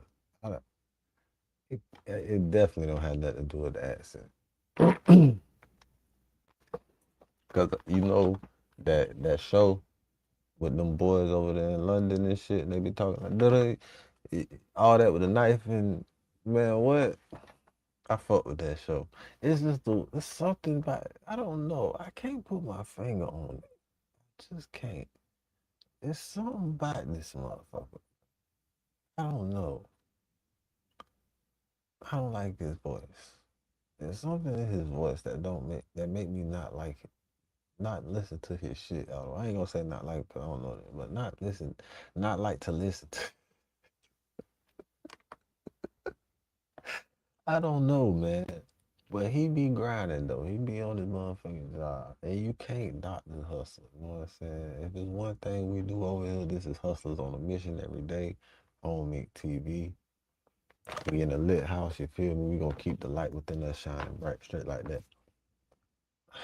We gonna see how long, we gonna see how far we go. I'm certain that you guys don't care about what was going on with the detective, what was going on with Brian Steele grilling him, what was going on with me getting screamed at in the hallway. I know you guys just want Jam. All right, you guys want Jam, and I'm going to give you all of the Jam testimony. Now, obviously, I'm sure transcripts will come out eventually. People will cross-reference. And look, I'm not saying that I'm the perfect note-taker in the world. There might be some small mistakes, some small misquotes in this video. I apologize if that's the case. I wrote down everything I possibly could as quickly as possible, and this is the closest thing you're going to get to a transcript at this point in time. All right, I'm doing my best. Okay, sorry if people are upset about that, but it is what it is. Okay, Jam did testify in the second half of the day after lunch. It was absolutely insane. They tried to get me thrown out of the courtroom. They lied and said that I was wearing Meta glasses. Now, if you know me and you know my channel, maybe these glasses look a bit chunky around the corner, but these are not Meta glasses. These are the same octagonal lenses that I've been wearing for years. Where are they even from? I forgot where these are from. They're from Catch London, all right? Arnold Circus Grey 28 lenses, all right, or frames. No Meta glasses going on here. A bunch of people tried to lie. They tried to snitch on me. I couldn't believe it. I felt for smirk. They were snitching on me. They tried to get me kicked out of the courtroom, but it didn't work. And I know that the Dirk stands are fuming, all right? Because I got all the goods, and I saw Dirk get fucking cooked. Jam absolutely went crazy. He went ballistic on that stand, okay? So let's get into it, all right? Let's just get into it. I've got so many. Ballistic is a wild choice of words. Jam went ballistic on the stand. No, you won't believe everything Jam said, and I'm going to tell you absolutely everything that he said. There were moments where I felt sympathetic. There were moments that people were probably angry at him, but here it is. They brought out Jam, all right? It was freaking crazy. They brought out Jam, and the first thing they said, all right, they basically said, Before Jam hit the stand, they said, look, we're going to have cooperators coming in to testify, all right? You got to treat them like you would any other witness. They are in custody. They're not wearing suits, but the judge said you got to treat them like any other witnesses. And while this was going on, Dirk was kind of like swiveling in his chair, like he was nervous as hell, all right? He put on a fake smile when he spoke to his lawyer, like he was acting like he wasn't just about to get absolutely beat, battered, and fried. It was, I would not want to be Dirk today. It was an absolutely awful day. I was getting a hard time in court, but it wasn't a shred on what Dirk was going through. Absolute cookout was going on. So they brought in Jam, all right? Dirk looked back at Jam, and it was weird because they sort of brought Jam. I thought Jam was going to come out from behind the judge, and it's like they brought Jam past, but then they kind of tucked him away. It's like, imagine like, I don't know, almost like a stage, like, you know, it's like a podium, but there's gaps on either side of it. So we kind of saw Jam walk past and then back behind it. Dirk looked around and saw Jam, caught a glimpse of him, and then he disappeared again. So you could tell his heart was probably beating through his chest. So Jam came out, all right? Dirk looked right at Jam and then looked down. Jam looked right back at Dirk. It seemed to me like they locked eyes, and the rest was history, man. Dirk was looking down. He was looking defeated. It was a tough day. And the rest was Jam looked right back at Dirk. Dirk looked right at Jam and then looked down. Jam looked right out. All right. Dirk looked right at Jam and then looked down. Jam looked right back at Dirk. It seemed to me like they locked eyes, and the rest was history, man. Dirk was looking down. He was looking defeated. It was a tough day for him. So the first thing they said, all right, I wrote down pretty much everything that Jam said. All right, the prosecution asked him, you pled guilty to federal crimes. What were those crimes? And apologies if I got some of the wording on this wrong. I'm not perfect. I'm writing all these notes by hand. My fingers are sore. I have literal calluses. I've got a big sore callus on my thumb where I'm holding the pen, but I'm going hard for you guys to get you as much info. So if any of this is slightly wrong, I apologize. This is all alleged, and this is Jam's testimony, okay? I'm not going to have Dirk's team screaming in my face again. Not having that, all right? Very unprofessional. But anyway, he said, I've pled guilty to federal crimes of conspiracy to commit murder for hire, kidnap for murder, and robbery murder. 3 murders. He copped out to 3 murders for his deal. Jam get out that jam by copping to 3 murders. He identified himself in the footage. They showed the footage of the hit on Lil Pab, and he said, what do you see? He said, I see me. That's me with the red and white Prada shoes. Now, I thought they were Jordans, but turns out they were Prada shoes. I guess Dirk did get Jam right after all with the Prada steppers on. It's crazy. All right. The prosecutor said to Jam, do you see anyone else who participated in that murder in this courtroom today? He said, yes. He said, Dirk, Dee and Lil CVL Shorty, all right? David Lindsay. But he was like, I didn't know the guy's name. I just knew him. He was a Shorty from CVL, from another set in Chicago. He did. Pointed them all out. Boom, boom, boom. Oh my God, it was savage. It was savage. He did. Anybody else who participated in this murder? Yes. Dirk, D. A killer rat. I could not believe it. I could believe it. I could believe it because I've known about this for years. But you know, I basically killer rat. It was crazy to actually see what we all knew, what we've known is coming for years to actually happen in front of our faces. Absolute insanity. So after that, they basically said, you were targeting, were you targeting Lil Pab, Savia Robinson, the person that got killed? They said, Jam said no. We were targeting Quando Rondo. It was meant to be a revenge killing for King Von being killed. And so then it was time to take everybody back, all right, back in history, back to the past, back to the block of Chicago where he basically told the whole story. He said he's from Southside Chicago, Inglewood. He's lived there his whole life and he's 34 years old now. He was involved in the gang, the Black Disciples. And I'm not going to lie to you, when this was going on, I made a note. Drew Findling had his head in his hands. I think it might be over with, but it depends. If Brian Steele can clap back and do a good argument, it's going to be great, but I'm not sure. So he basically explained the blocks and the clicks that he was involved in. He said he was Lamron 300.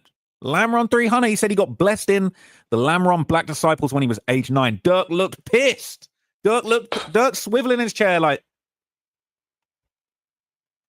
If you got hit, even if you were not driving, you need to try this. Because if you were in a car accident in the last year, you could be owed a large cash payment and not even know it. Even if you weren't driving, all you have to do is click the link in this video, answer 5 simple questions about your accident, and see if you have a case that could be worth money, like this, or even like this. If the accident wasn't your fault and it happened in the last 12 months, you could be owed a lot more than you think. Damn. And this and you know, doesn't just apply. Niggas was hoping he was gonna try to do some Woody shit, right? You know, everybody, all his niggas was hoping you know, they talking about Jam doing some shit, man. They talking about Jam taking that stand, doing that bullshit, man. Talking about Jam doing that. Difference is state and fed. Difference is he ain't Woody. That nigga. Oh.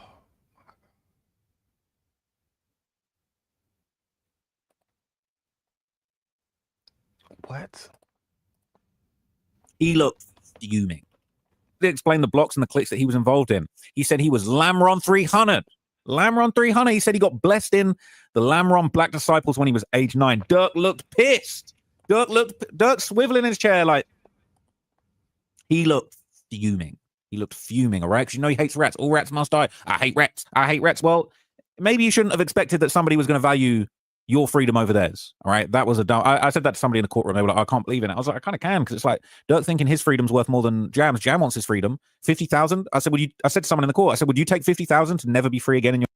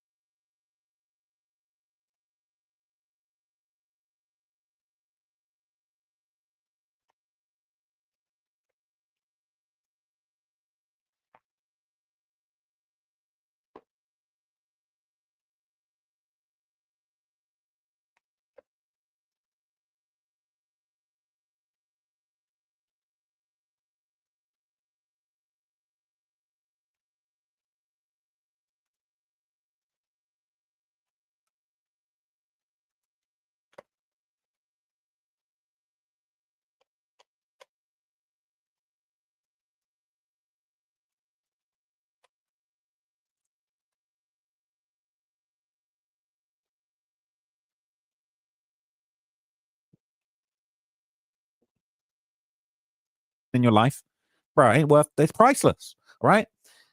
I don't abide by the street code. I'm not a gangster, so I can't abide by these ridiculous street codes that you're going to go down and just be solid. So Drew's got his head in his hands. He said, I became a Black Disciple leader. He said stuff about the Black Disciple leadership structure I'd never heard before in my life. He said, I became a minister in the Black Disciples, the BD and the Black Disciple Nation, and it came with a lot of authority. He said that meant I can direct younger members. And they said, how do you rise through the ranks? He said, you can rise through the ranks different ways. They said you can rise through money. They said you can rise through inheriting power from your family, your relatives, if you're, you know what I'm saying? Hang on. How can I tell that? Why is that coming through my computer? That's odd. I don't even have a device that would be making that sort of noise. So anyway, in addition to that, all right, we basically then heard, okay, that he said, I rose to power in the Black Disciples through violence. He said Lamron and 300, it's the same thing. He said 300. I never heard this before. They said, where does 300 come from? This is the first time Dirk's whole gang affiliations got blown wide open, right? He blew the back doors wide open on this situation. He said 300, it comes from the movie 300. And we never backed down. Lamron never backed down. Lamron will never back down like the Spartans, right? And when he said that, Dirk gritted his teeth. Dirk was like, grimaced, all right? He said, Lamron 300, we the Spartans, we never back down. Bro, I never heard no Chiracology, no nothing talking about that before. Jesus Christ. This is going to be a long video. They said, how does the Black Disciples work? He said, we had regular gang meetings where Dirk and Dee Dee participated. They had Black Disciple Nation business. They had regular Black Disciple meetings every Friday. But also, if something went down, we would have an emergency BD meeting, depending on the situation. They said that sometimes there'd be other BD cliques. Lamron 300 was its own clique, but sometimes other BD cliques would be convened for these meetings. If there was beef between the cliques, they might meet up and try and squash it. He said, explain some slang. He said, get into it means beefing with each other.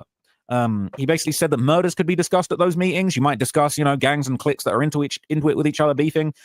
He said, I took an oath to the BDs to get blessed in. Bro, people talking about, OTF, it's just some music shit. It's not some mafia or John Gotti shit. This ain't a mafia trial. They sounded like the mob. And Dirk said in that song, what is it?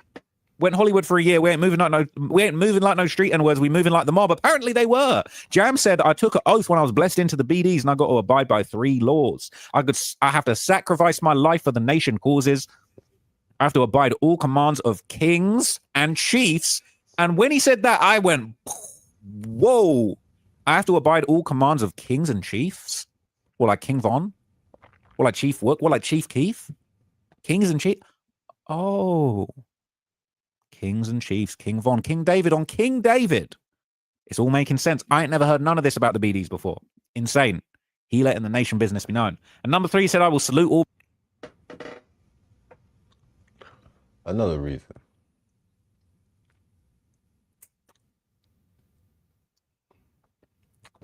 We gonna let it carry on. Members of the BDs with a clutched hand and a clenched fist. He said he put his life on the line for the BDs. That's what he signed up for. He said the BDs don't tolerate no disrespect. To be a BD, you got to be loyal and trustworthy to your brothers. They said you got to be able to count on other BDs. When people go to jail and cooperate, you got to count on each other. You must never testify against other members. Clearly, he ain't banging BD no more. He explained get back is when you get revenge for somebody that's killed or shot your homie. He said that's the same as getting your lick back. It's known in the community, in the streets. It's known. If you get your lick back, it's known. He said if you don't get back, you look like a weak block. If you don't get back and you let people just kill people from your block and you don't get back, you get preyed on. He said older black disciples push the issue. Even your family can discipline you if you don't get back. He's saying mothers and grandmothers be getting mad if their kids don't receive get back after they're killed. Because you a bitch. And ain't no bitch in this bloodline, bitch ass nigga. You must have had somebody. You must not be your daddy child.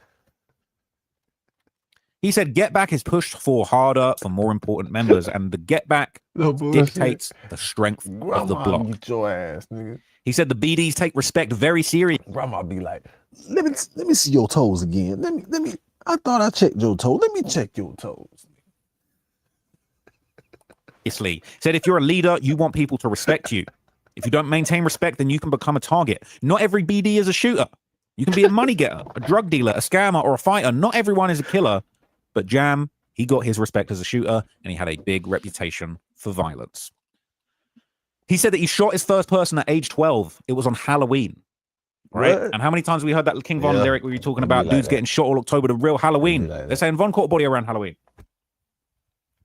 It's illegal to drive without car insurance in almost every U.S. state, but there's one thing you could try pretty much any time if you want to save money. So I found this website, and look at the difference. $159 a month. I thought this was the best price I could find. Don't even look anywhere else. This is the best price, right?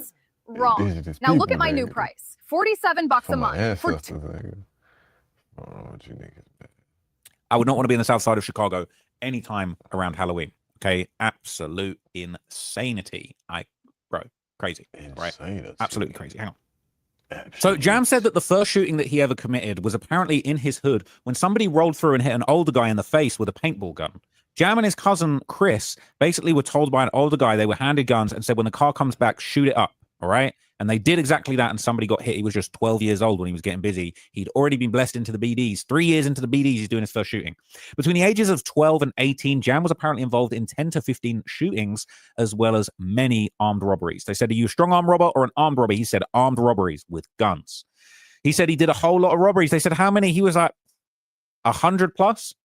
He said mostly drug dealers. They said, did you ever rob anyone for anything other than drugs? He said one time. And this made me actually feel bad for Jam. He said, what happened? He said, there was one time when I was younger, I did an armed robbery with a gun for food. I robbed somebody for food. He said, my parents were drug addicts and I had to pay the bills and step up to the plate at age 12. That's when I started getting into the armed robberies. I needed to make some money. One time I had to literally stick someone up for food to put in my stomach. He said that when it comes to having a name in the streets, that's having respect. He said, getting money, being a shooter, having respect. You can have a name in the streets for various things, and he was a shooter. He then outlined his first murder. He said in 2010, he was in a robbery in Racine, Wisconsin with another BD. They asked him to rob somebody that their father had dealt drugs with. Apparently things had gone wrong. The BD said that this guy had cheated his pops out of money, so he was sent to be part of a robbery. They went into the store, they locked the door, and they put the guns to the guy in there. There was a fight happened, and Jam was told to shoot him. Jam shot him once, and then the guy said, no, he's seen my face, kill him. Jam then put a gun to that person's head and pulled the trigger and executed them. He was just age 17. So when Jam was arrested in 2023 after Lil Pab's murder, Jam confessed to this crime and he pled guilty after speaking to the FBI. He explained that he knew Dirk for years. He'd first met him on Normal Ave, Lamron, okay, around 2007 to 2008 when he was aged about 14 or 15. He was already popping people in the streets. He said he knew Dirk was a BD from Lamron 300. He said Dirk was at the BD meetings. He was at parties, all right? And after Jam got out of jail at one point, he saw Dirk around. He saw him doing the Lamron handshake. He knew that he was blessed him.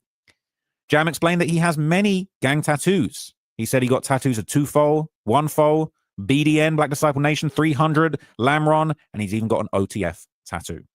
He explained some of the BD hand signs that they do. They showed that picture that I told you before that was Dirk and Didi together. Dirk's doing the Die Y hand sign.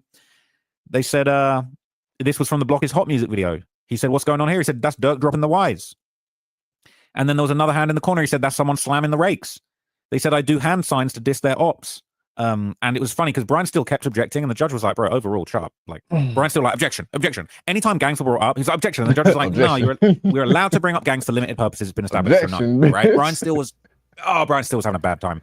He had a good morning, but this was a very, very bad afternoon for Brian Steele. So after that, we basically kind of saw it go from there. That he said Brian Steele tried to object to stop Jam from talking about 051 Young Money in the gang signs. Overruled, the judge let him talk, and Jam said dropping Ys is a diss to 051 Young Money. They do a Y sign. We drop it upside down to disrespect them. They're ops of the BDs. They killed a lot of important people. They said that the rakes is dropping the GD hand sign, right? The pitchforks. Gangster Disciples and GDs and BDs. The prosecution said they're kind of like Bloods and Crips in LA. And then Brian Steele, objection! The judge said, overruled. This is a Los Angeles audience. They're going to get the comparison to Bloods and Crips. I'll allow it. Jam said, yes. It's like the Bloods and the BDs and the GDs, like the Bloods and Crips in Chicago. And I've been saying that for years. You want to talk about like I don't know what I'm talking about.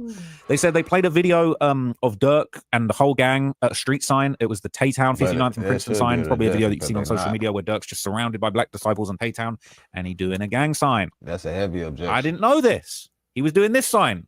We've seen Dirk throw up this sign quite a few times, all right? It's like some shit Dirk be doing, all right? I don't know if is it like that? Is it like that? Hang on, let me check.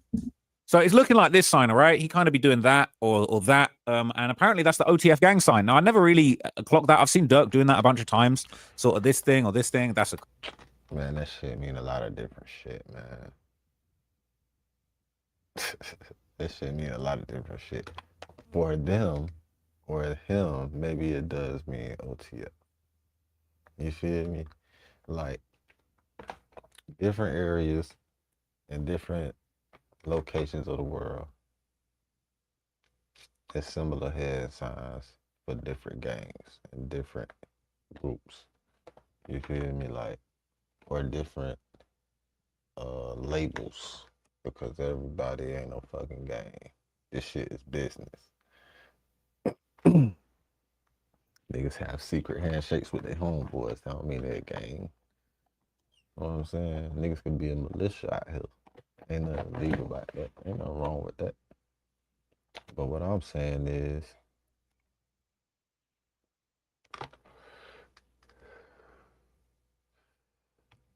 I could throw up 3 gang signs right now, right?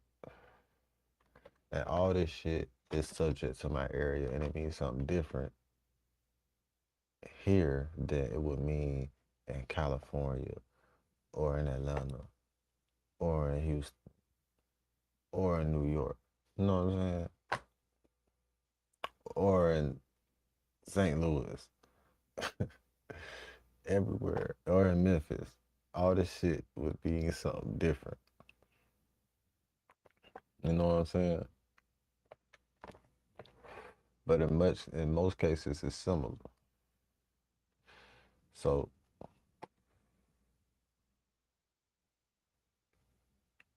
anyway, I'm not gonna get that deep in shit, because I don't know shit about gangs. I just understand niggas because I am one. A crazy picture to choose. But apparently that's the OTF gang sign. Jam said he was throwing OTF. All right. Apparently there's a separate sign that they do for Von. We didn't see that getting pointed out, but I've just seen a image of Dirk doing a sign that could well be the Von hand sign. I'd never seen this before, but there was apparently another OTF gang sign, which I hadn't seen this one before. That's low-key fly. Listen, hold on, go back. I'd never seen this before, but there was apparently another OTF gang sign, which I hadn't... Listen, that's the original OTF gang sign. Now I seen that for OTF. I don't even know if that's the original, but I know that's the one that I seen. I know that's the first one I seen. That's the first one I seen and shit, right? So, what the fuck? Don't do this shit, stupid ass phone. Alright.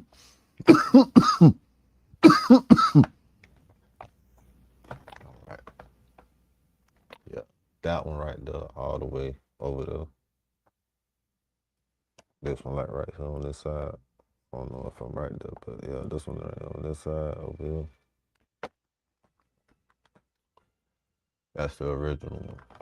I haven't seen this one before. That's low-key fly. Yeah, there was another one. Okay, I can't actually find that picture, but it was basically Dirk kind of doing this, which I thought could have been the Von hand sign because it's making a V, but it's also an O block by the side if you do it that way. I'm not exactly sure, but anyway, he basically testified that it was like that this one or this one was like the OTF hand sign. It was one of the OTF hand signs that was apparently known. So that was kind of very, very interesting. They asked if anyone was throwing the King Von hand sign, and Jam actually said, oh, I can't see anyone doing the Von hand sign right now. But he said that the King Von hand sign basically only existed after Jam got out of jail. He didn't know about it. And they basically said, like, OTF is only the family. He explained what that was. He said that Lamron gang members had been saying OTF years ago, but it never took off. He said OTF was just another name of Lamron when they were kids, but it never took off until Dirk popularized it with his music. They said Dirk, Chief Keef, and Rondo No. 9 popularized the phrase only the family, but it was just another phrase for Lamron 300. He said they all claimed OTF. All right, they were kind of all showing love to OTF. Obviously, when you know the whole story now, Chief Keef hates OTF. Right, he's probably loving all of these updates. If Chief Keef's watching this one, come on, man, shout out Sosa. But anyway, the judge basically went on to kind of make some clarifications to the jury. Said, look, the reason that you're hearing all of this is to show the motive for the alleged conspiracy. It's not gang murder, but we're basically giving you the backstory as to why they might have wanted to slide for Von. So after that, the prosecution showed a picture of Dee Dee wearing the V-Roy chain. Jam explained that V-Roy was King Von's nickname because his best friend was T-Roy, who got killed, and V-Roy was a tribute to T-Roy. It was a Chiracology history lesson, bro. All of the stuff that you know and heard and seen in all my videos realistically, right? It was all put up there by somebody that was involved and confirmed that it was real. So anyway, all right, they showed the image of Dee Dee wearing the Tay-Town. He had this Tay-Town 2-time sweatshirt on, which I've pointed out in a previous video, like, bro, this is why I thought that, like, Dee Dee's lawyer was maybe fumbling a little bit, because it's like he kept kind of bringing attention to certain things. Like, he kept showing this picture of Dee Dee in this Tay-Town 2-time shirt. Nobody's brought attention to the fact that, like, that 2 times is like, what did you do 2 times? What did you do 2 times? But anyway, they showed in front of Jam, all right, the whole video of Dee Dee walking through Tay-Town, where he's saying, I need a lineup, you know, I ain't gonna lie. Let me pull it up. They played this whole video in its entirety, okay? Now, I won't play you the whole video, but obviously he wearing this Tay-Time 2-time sweatshirt, and he basically says, they saying I'm the murder man, all right? He with all the gang, imagine this, right? Jam is, look, I'm just gonna be real with you, right? No one else gonna be as honest with you as I am about this case. I'm 52 years old. Last month, I caught my wife crying in the bathroom because I couldn't get hard in bed. She wouldn't even look at me anymore. We're basically roommates. So I tried Man, AI going this whole thing got played in its entirety, and the whole time Jam was shaking his head and smiling and laughing. All right, people were talking about Jam was shaking his head. He looked sad. Jam was shaking his head and smiling and laughing, thinking, "What an absolute dummy for putting this out there." I'll play the whole thing. Fuck it.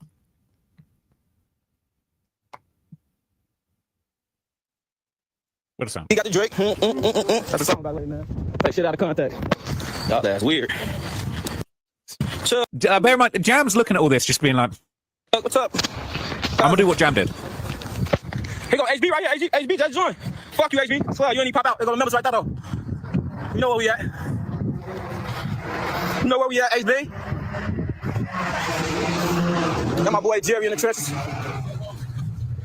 Tell me how you really feel, y'all.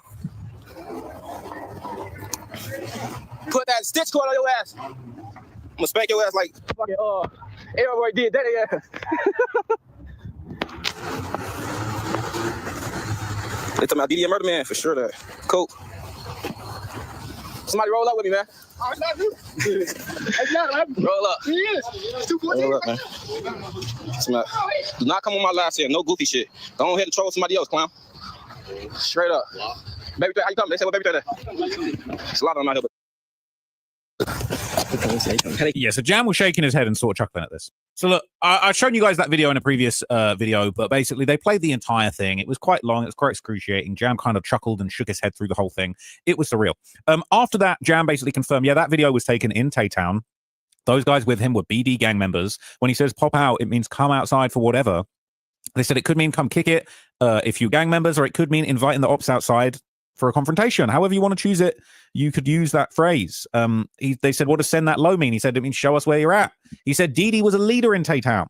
They're saying that, so Jam moved on. He said, I got out of prison at the end of February 2022. All right. And basically he said that, you know, he was in jail basically from the age of 18 to 2022. He was locked up for many years. You know, obviously what is he? Is that making sense? He was 34 when he took the stand.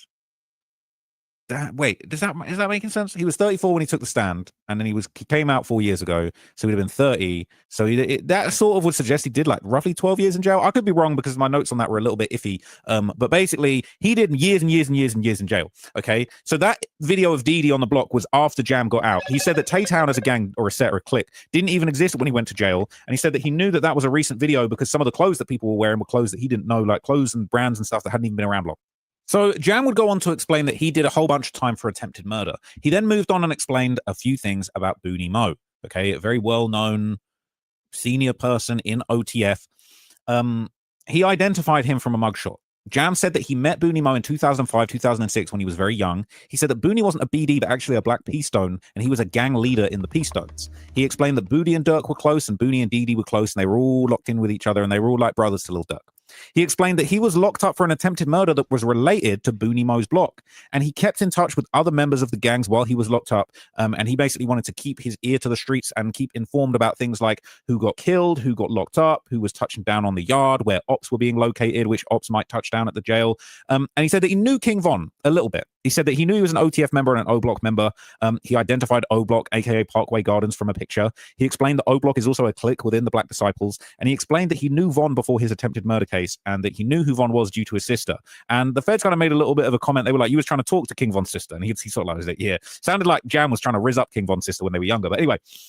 Basically, Jam said when he went to jail, Von was just a shorty from O Block. He wasn't known as this big factor, this big demon, all of this stuff.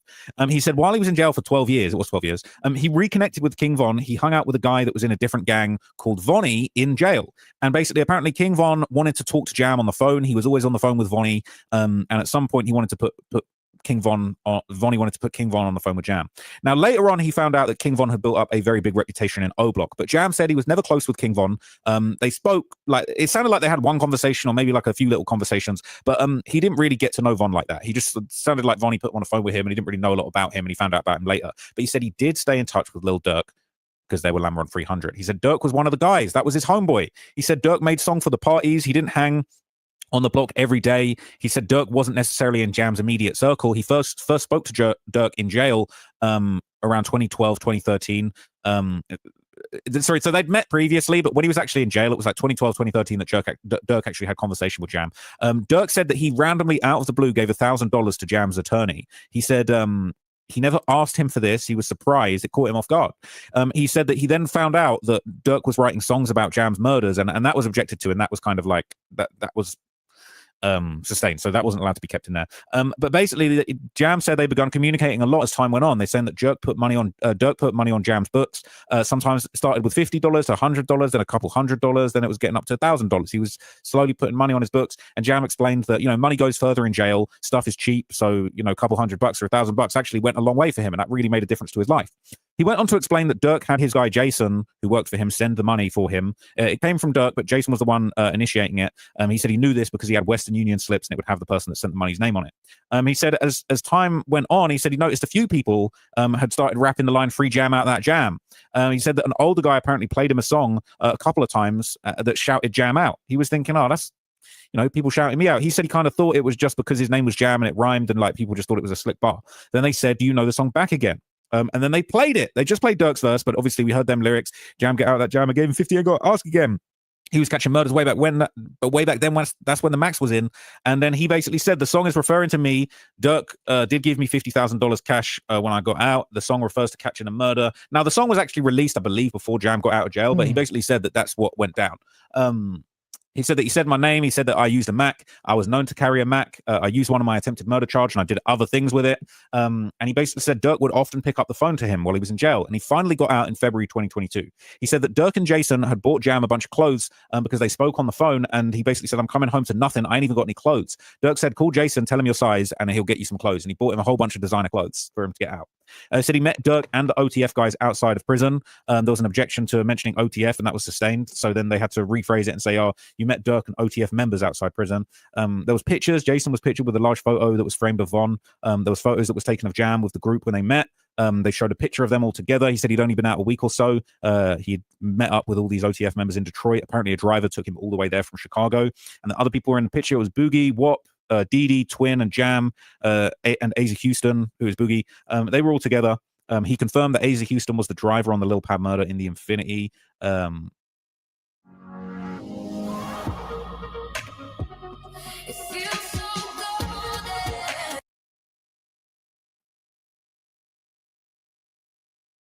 Or he was a driver in the Lil Pab murder. He was a GD. He'd apparently grown up around the ways, basically in an area where they had a lot of mixtures of BDs and GDs, but he was OTF too, and it was his connection to Lil Durk's brother D-Thang that allowed him to kind of slide with the BDs, even though he was GD. So it would be pictures of them together inside of a nightclub. We saw Jam with Dirk, Doody Low. He identified Doody Low, and he said that he basically met Doody Low kind of through Dirk and them. So yeah, that was interesting. So from there, they would show more pictures. They would show a picture with Dirk and all the guys in the club. We would see Vonnie on the far left of the picture. They would talk about when they kind of first all kind of met. So apparently Vonnie was the one that was always collecting Dirk's cash. When Dirk was playing shows, Vonnie was the one collecting big bags of cash. He was going to the shows. He was talking to the promoters. He was getting the bags of money and giving it to Dirk or Blood. He said that one of the first times that he kind of ran into him, he was out and Vonnie basically bought 2 big bags of cash to Dirk that he was being paid for the show. He said that was the first time he saw Dirk. He saw Vonnie, and he was Dirk's money man, and he saw Dirk's money. And he basically explained that he didn't know Vonnie's real name. He just called him Cuz back then. And basically everyone in OTF called Dirk Blood. He basically would explain that Vonnie was handling Dirk's money, and he handed out guns to everybody every time wherever they traveled, Vonnie was the one handing out guns to everybody and also securing cars. Every state they went to, Dirk apparently told Vonnie to get Jam a gun. They said that he knew that he will use it to protect Dirk. So apparently when they were in Miami, basically there was one guy around them was kind of all jittery around Jam. It was one of Tory Lanez's artists. And apparently Jam said after they left, Dirk basically said, hey, like, I'm going to start robbing these guys. I see his chain. He's getting some money. I'm ready to start robbing these fools. And apparently Dirk kind of encouraged it. Dirk's response, according to Jam, was, that's the Jam I've been waiting on.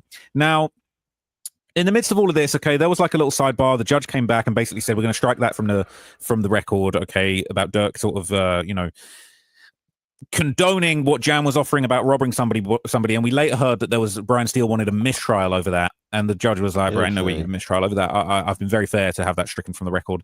But anyway, after that, all right, it was said that Vonnie was known for providing hot stolen cars, sliders. Jam basically explained that slider in Chicago slang is to commit a shooting or a murder, or pulling up on ops. He explained that hot cars are basically stolen cars. He explained that Dirk actually talked to Jam at a studio. Just like I was saying, hand signs mean different shit. Different slang mean different shit in different areas. What they said sliders, what he said, they said sliders mean. That slider in Chicago slang is to commit a shooting or a murder, or pulling. Slider in Chicago slang is to commit shooting or a murder. Sliders. In Florida, when we sliding, we just sliding, and we got a slider. It's a little shown, a little hole. That's a little slider. You know what I'm saying? Or if we in a slider, man, we got a slider. That might be like a little stolo. You feel me? Nah, you might do some bullshit in the stolo. You know what I'm saying? But it ain't gonna be no slider. What they talking about in Florida, they talking about goddamn, what would we call that?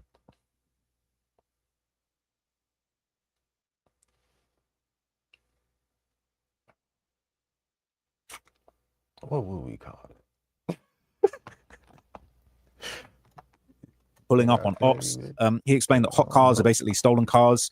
He explained that Dirk actually talked to Jam at studio, and there were kind of multiple people around, and they had a conversation where Dirk had been talking to Jam about things going on in OTF. Apparently, Dirk had said that he was mad that people weren't sliding for Von. He apparently said that people were acting Hollywood in OTF, and they said that all Jam and Dirk usually talked about. This kind of didn't make sense. I don't know if this was wrong, but he said that while Dirk and Jam were in custody, apparently they were in custody at some point together. They said that all they talked about was music. I don't know if I wrote that down wrong, but I thought I heard them say all Dirk and Jam talked about in custody was music. But it was kind of random. That comment felt a little bit out of place. So if I've written that down wrong, we'll see in the transcripts when that comes out, I'm sure. But basically, there was a sidebar. We ended up coming back, and Jam talked about Slide for Von. He said that he knew Slide for Von and what that meant. It meant to do something for Von being killed. They basically explained that he spoke to Dirk about it. They said that Dirk hates the Slide for Von comments. He hated going online, and apparently the comments were getting to him. Dirk apparently spoke to Jam about Quando Rondo at a studio in Atlanta about a month after Jam got out of jail. Dirk basically was present with a number of other people, including Dee Doody Low, Wook, and Twin, and Jam, and there might be one or two other people there that I didn't quite catch. But anyway, apparently Dirk talked about 6ix9ine trolling him about Slide for Von to Jam directly. He said that he was mad about people not doing what they rap about, and he said if MFs catch Quando or Tim, they're going to be straight. You ain't got to worry about nothing. Catch him and kill him, basically, is what he was inferring. People nodded their heads, and apparently somebody in the room said, oh, what, we talking like 500K to a mil, half a ticket to a mil? Jam couldn't remember who said that, but Dirk basically said in response to that, whatever. MF's going to be straight. They won't have to worry about nothing, all right? If that was the case and Jam got $1 million for this, we might be in a different situation. But anyway, apparently Dirk basically felt that FaceTime was like the best way to communicate. He felt that the FBI can't listen to FaceTime, so he often did kind of FaceTime calls and FaceTime audios and things like that.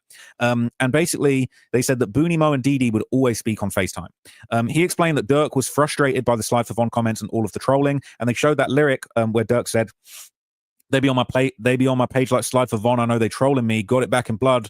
That's what it is. Like that. Got it back in blood. That's how it's supposed to be. Basically, don't talk about it. That's how it's supposed to be. I couldn't write all that lyric down. I mean, it's a famous lyric. And basically, he explained that get it back in blood. This is revenge. People bleed when they get when they get shot. People bleed when they get shot. So get it back in blood is basically to get revenge, to shoot people in retaliation. And basically after that, they said, look, you don't know how it's supposed to be. That's what it was. It says, I got it back in blood, but you don't know that's how it's supposed to be. Jam said, well, yeah, basically explaining we're doing it back to them. It's part of the game. That's the game that we live by. You get it back in blood, we slide, we get back. And that Jam kind of always traveled with Dirk in and out of state. It was kind of his muscle. And all the flights were arranged through Dirk's employee, Jason. So after that, okay, there would basically be kind of a long exhibit put forward, and there was a bunch of boring stuff. We went over the flights again, and look, we've heard about the flights a million times, all right? But basically, there were a few more texts that were shown of Jam confirming with Jason that he booked flights. But what was interesting is Jam apparently would text Jason. Basically, Dirk authorized any flight that Jam was put on, and Jam didn't like Jason making a booking without confirming it with Dirk because it was Dirk's money. And Jam would often text Jason and say, hey, did Dirk say anything about the flights that I'm supposed to be on? And basically he said that the process was Jam would ask Dirk if he could be on the flight, and then Dirk would tell Jason, and Jason would basically follow up. And Jason wouldn't just book him flights without checking in with me. He said, I always need to tell Jason if Dirk asked me to be on a flight, and then it would basically get handled that way. They wouldn't just book Jam on some shit that he didn't know about or that he wasn't privy to. So Jam basically had sent one text to Jason saying, hey, gang, I told Blood I need a flight to Atlanta. He told me, let you know. And then he followed up, did you holler at Blood? Jason had said for when, and basically he flew multiple times with Dirk's authorization between February and August 2022. And then in August 2022, we got to talk about the period before the murder. And this is where things got absolutely insane. So the prosecutor said, how did you get involved with the murder? They said, Booney Mo, but really he said Booney and them called me. He said, Nem is Chicago slang for Nem. He said, I was dropping my son off to soccer practice. I got the call from Booney Mo, and that same day I flew to San Diego. Booney said that he couldn't go on a hit himself because of his parole officer. He said when he spoke to Booney Mo on the phone about suddenly having to get on this trip, he could hear Dirk's voice, but it wasn't a three-way call. He had Dirk's voice on a separate phone. He said, Booney said, Blood, you there on the other line? Basically confirming that Dirk was on this three-way call. He said that everybody had multiple phones in the crew, Dirk, Booney, everyone. Booney basically said that Threat Nem weren't answering the calls, so they reached out to Jam to see if they could get Dee on the phone. That's Threat Nem. And it sounds like not everyone was always picking up the phone immediately. But he said that they didn't give him any info about the trip. Jam said, I could tell something was going on because it was all rushed. And Jam wanted to know what was going on, so he called Lil Durk twice. But Durk didn't answer, and Booney called Jam back, and he said, yo, Durk doesn't want no one calling his phone who's coming to LA. He doesn't want no contact with anyone that's going to LA. Now, that's fucking dumb, right? Because it's like he's already tried to call you twice. But anyway, it don't really matter. But like Dirk must have thought he was some mastermind criminal, but like he really wasn't that smart. So after that, Booney said call Jason to book the flights. Jam called Dee Dee. They called Dee Dee, Boogie, his cousin Chris, who agreed to come. And then he said he'd lost his ID. That was William Malcolm. I'm not gonna lie, he was lucky that he didn't get on that flight. Oh my god, it's been a long day. Anyway, basically, Boogie, aka Boogie and Asa Houston. Boogie, Asa Houston, all right, aka Boogie. They basically said that Jam said he was his rappy. That's like his homie that he's with all the time. So Jam sent all of the flight info over to Jason, and we did see those previously. We're seeing flights day in, day out, flights. The prosecution showed the messages of Jam sending the names to Jason, even IDs in some instances. And they basically said, apparently Jam was told, Blood don't want you to fly to LA. Jam got word that Dee Dee was coming, and they all went to the airport and got on the flight. Jam confirmed after being shown the picture of him at San Diego airport. He said, that's me and Dee Dee. That's me and Boogie pulling up. I'm not sure what the time was. And obviously Dee Dee was on the same flight, but he didn't come out at the same time of the airport. And then there was a picture of Jam getting in a black truck at San Diego airport. Jam said something funny. He said, we didn't take no orders from Vonnie. He's a nobody, all right? He just gives us stuff. He don't tell us what to do. And then basically what it sounds like is that Boogie and Jam, they left San Diego airport and went to a local Hooters. And that's when they spoke to Doody Lowe. And it was basically confirmed at this point that Doody Lowe was co-conspirator 4. He was the one that gave the location to Quando Rondo. Some people are putting it out there that Damn. That's not what I heard in the courtroom, but hey, who knows? I could be getting screamed at by Dirk's team tomorrow about that. But I'm just going by my notes and what they said. Basically, apparently, Doody Lowe, and it's crazy that his last name is Lowe. It's not his real last name, but Lowe. Bro, he the one giving the Lowe, allegedly. He apparently let Jam and them know that somebody at a weed dispensary that Quando was going to buy some weed from had basically told them, and the plan was to catch Quando and kill him and use this kind of weed purchase thing as a way of kind of, getting the drop on him. They said previously they'd got some information about where Quando was from, but it was unsuccessful. They weren't basically able to kill him like they had hoped to. Now, this was where the testimony got insane. Yo, it's that boy Heat. It's too much dance. It's Prawooz. And today we're using Librarian on Timbre. Let's get to it, man. Yes, sir.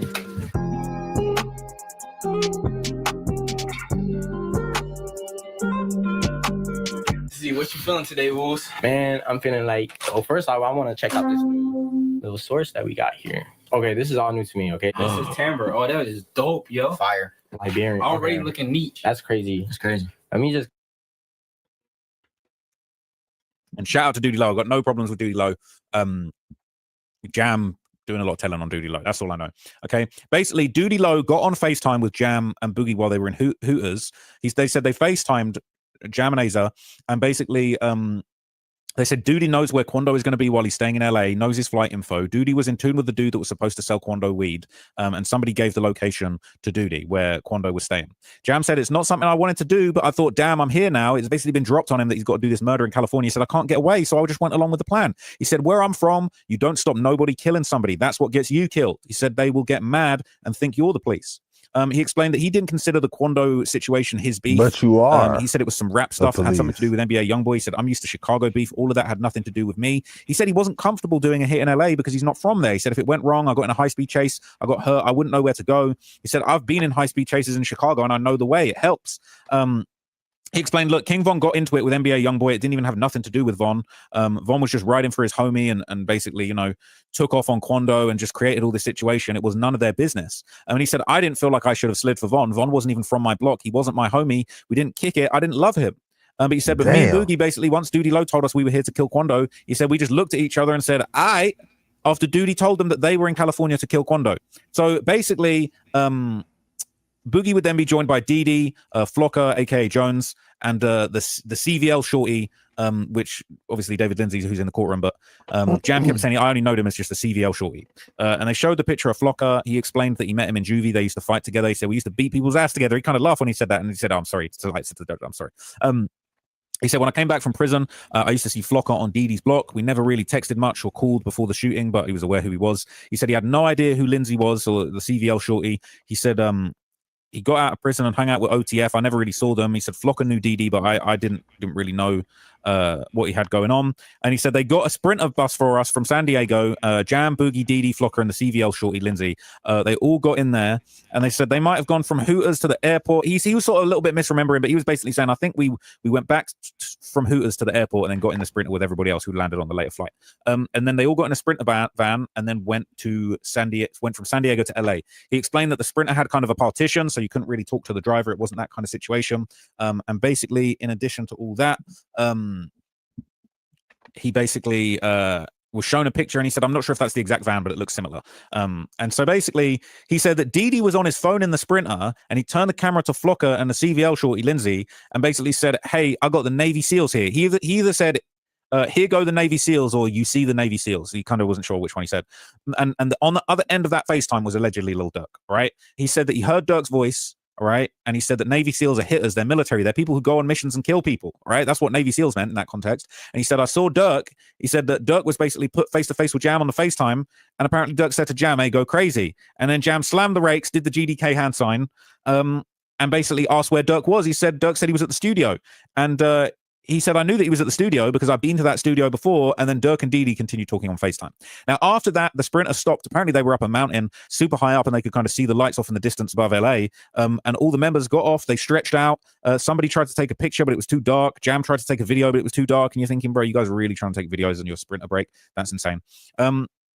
So from there, they went to Target or Walmart. He wasn't sure which one, but like a large supermarket. And they basically stopped there to buy hoodies and gloves. They basically were trying to disguise themselves. And like nobody had brought hoodies and gloves with them, so they had to stop and buy them. So they got back on the Sprinter bus and eventually got to LA. Now they pulled up like a car lot that was apparently off a busy street. And then Vonnie got on the party bus, right? The Hitman bus, the Sprinter. He said, what's up? And then he stepped off to talk to Dee. And then he came back and apparently Vonnie said, I got some bad news. I only got 3 guns. All right. And I don't want to get anything wrong here. So look, I'm just going to tell you what I wrote in my notes. If it was slightly off, I apologize, but I'm thinking it's close enough. He basically said that this was the first time that he had seen Vonnie in this trip. And everyone said, what's up? Jam shook Vonnie's hand. And then Vonnie came back with Dee. He said the bad news, only got 3 guns. And then Jam says he remembers he gave out some guns, right? He had 2 Glocks with extendos, and he said that they were hanging out one of their pockets of their hoodie. He couldn't remember who. They had extended clips. He said he gave a Glock to David Lindsay, and Flocker, Asa, got given... is that right? Hang on a sec. My bad. Flocker being Keith Jones. They basically gave another Glock to Flocker. That was the Glock with the switch on it. And then Dee was holding a Beretta in his hand. And apparently he said, I'm rusty. It's been a while. And then handed the Beretta to Jam. So it was basically these guns being handed out determined who was a shooter from that moment on. And it was never questioned. Jam made it clear that a switch is what makes a Glock fully automatic. They're saying that Flocker, aka Keith Jones, had the switch. Yeah, Flocker was the one with the switch. That was confirmed. And then they basically said someone was delivering a 4-door car. It was white with tinted windows. This was the slider for the murder, the Infinity. And he said that the person that dropped it off, he didn't know who they were, but they wiped off the door handle with their sleeve, got paid, and then left. Jam, Flocker, Boogie, and the CVL shorty basically all got into their cars, got into that Infinity, and then Vonnie and Dee got in the BMW, and everybody left. And where did they go? Did they go to their own hotel? No, they didn't. Allegedly, they went to the hotel that they knew Quando was staying in. They immediately went to Quando's hotel, and they basically saying that the shooters in the Infinity followed Vonnie in the BMW to a side block. Jam said he got out the car with Flocker and Dee to basically look around the hotel, see the ins and outs. They parked kind of away from it. He couldn't say exactly where. But then he said they swapped over. Jam then got in the car with Dee and Vonnie in the BMW, and the rest of them got in the Infinity. And they basically were scoping the scene out. So during this time, allegedly, according to Jam, Doody Low called them on FaceTime and basically says that the weed guy has Quando's location and has texted Quando saying that he's close. And he's told Quando Rondo he's like only a few minutes away. And Doody basically, allegedly the quote was, Doody said, I talked to the weed guy who's got Quando's low. He told me to tell Quando he's almost there to deliver. Jam basically said this was all a trick to get Quando downstairs. Doody said that the dude wasn't really coming with any weed. It was a trick. And that's where we're going to get them, where we're going to kill them. That was crazy. I'm not going to lie. That was crazy. So they got up the video outside the hotel and they showed the cars. They got Jam to identify the slider, the BMW, both parked outside. He said, I remember this because we were on opposite sides of the street. I remember it well. I was in the BMW with Dee and Cuz. And then basically Jam went on to say that we sat for a minute looking through glass. We were kind of looking through to the lobby. Then we went back to a side block. We were going to tell the other the other car to basically pull up and get busy when Quando came out. They knew that Quando was wearing a camo shiesty mask.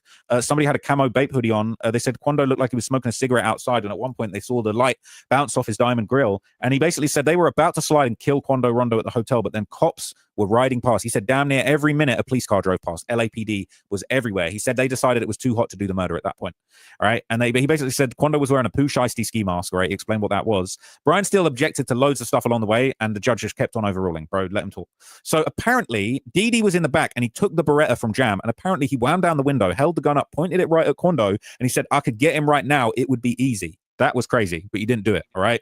So that is just insane. That was like a movie. These guys are thinking this is a real life movie.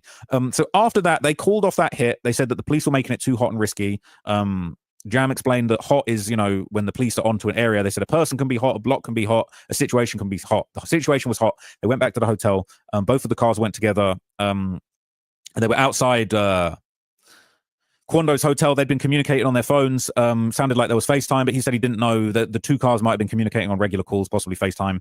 And they said that Vonnie was taking them to the hotel. It was the same hotel that everybody that goes to Disneyland stays at. After that, Vonnie did all of the checking in when they got to that hotel. Jam told Vonnie that he needed some weed, and Vonnie left to get some, and he came back with it. They were staying in a first level room that had a sliding door that went straight out to the parking lot. So Jam basically went out and smoked a little something with Flocka. He talked on the phone, then he went to sleep, and they planned on catching Quando the next day. So we went away, all right? We came back after a little break, and that was kind of the end of the testimony for the day. But what was interesting is that final part. Dirk's lawyers made a motion for a mistrial. The judge was like, that Tory Lane's comment isn't enough for a mistrial. We're striking it from the record. But he basically gave a bunch of points as to why that was not sufficient for a mistrial. And we know that Brian still loves to ask for a mistrial. He did that a lot in the Young Thug trial. And then Didi's lawyer basically said an absolute load of nonsense. He said, this is death by 1,000 cuts. At a certain point, it becomes too much. Yeah, no shit. The evidence is overwhelming. He said we didn't have there were certain bits of evidence that we didn't have, exhibits that we didn't have. He basically was saying that they never said that they would show the Didi Murder Man video in front of the witness. And this guy, oh my God, Didi's lawyer, I'm sorry, but he's just talking a lot of nonsense at certain points. Sometimes he does it really good, and then other times it's like, bro, you're slipping. He said, Didi wasn't referring to himself as a murder man. He was referring to another guy that was there called Murder Man. He said, I request a mistrial. The judge flat out denied straight away. And the prosecution clapped back. They said, they didn't say bro. The prosecution responded. They said, he is lying. That's not what he said. The comment under the video said Murder Man. And then Vonnie said, they're saying I'm a murder man for sure that. And so we didn't give a transcript because there was a lot of slang and things. We didn't want to try and tilt things. We just wanted to let the jury make their mind up of what they heard. And the judge said, look, I accept what the government says. We're not having this nonsense, right? And I was thinking, bro, we all heard Didi plain as day say that, they say I'm a murder man. Yeah, true that. The idea that it's like, they were talking about someone else that was a murder man. No, absolute cap. All right. Absolute cap. So it sounded like there were actually going to be some conversations that would be going on behind the scenes related to Co-Conspirator 6, who I believe was THF Bezu. And I think it sounds like they're worried about Jam or other witnesses telling the court things that Bezu said because Bezu is no longer alive. Also, at the end, I would say that Dirk kind of put on, once sort of everything was wrapped up, Dirk put on a big fake smile like he's done a few times. But Brian still looked pissed. He looked livid. He looked really angry. So look, no disrespect. I do think that they had a bad day in court. Jam's testimony was overwhelming. We haven't even got to the full breakdown of exactly how the murder went down. I'm sure that's going to come tomorrow. But let's see how Brian Steele plays Jam. When Brian Steele gets to cross-examine Jam, is he going to go out like YSL Woody? Or is he going to go out like Sammy the Bull? We don't know. But I think if anybody's going to do a good job of that, it's Brian Steele. He did do very good cross-examination earlier in the day. I just haven't got time to talk about it right now, to be honest. I really want to just go to bed. And I don't think you guys are even that interested in it, perhaps. I don't know. But anyway, I will let you guys know when I hear more of that. I ain't gonna lie, he just said some real shit. I really just want to go to bed. I'm on a mission every day, bitch. And I know you are too. So let's get it, man. We back at it. Hustlers on a mission every day. This is the Lit House. Keep the light within you shining bright, you feel me? Fuck that shade, get paid. And that's every single motherfucking day. This is another real nigga reaction. Remember, real niggas do what they want to do. Bitch niggas do what they can. Hoe ass niggas gonna talk about it. And fuck niggas gonna hate. God, I promise you that. So do your shit to the motherfucking fullest, nigga. I'll catch you on the next one. Baby, I'm a hustler on a mission. Grinding for that spot, a brand new pot to piss in.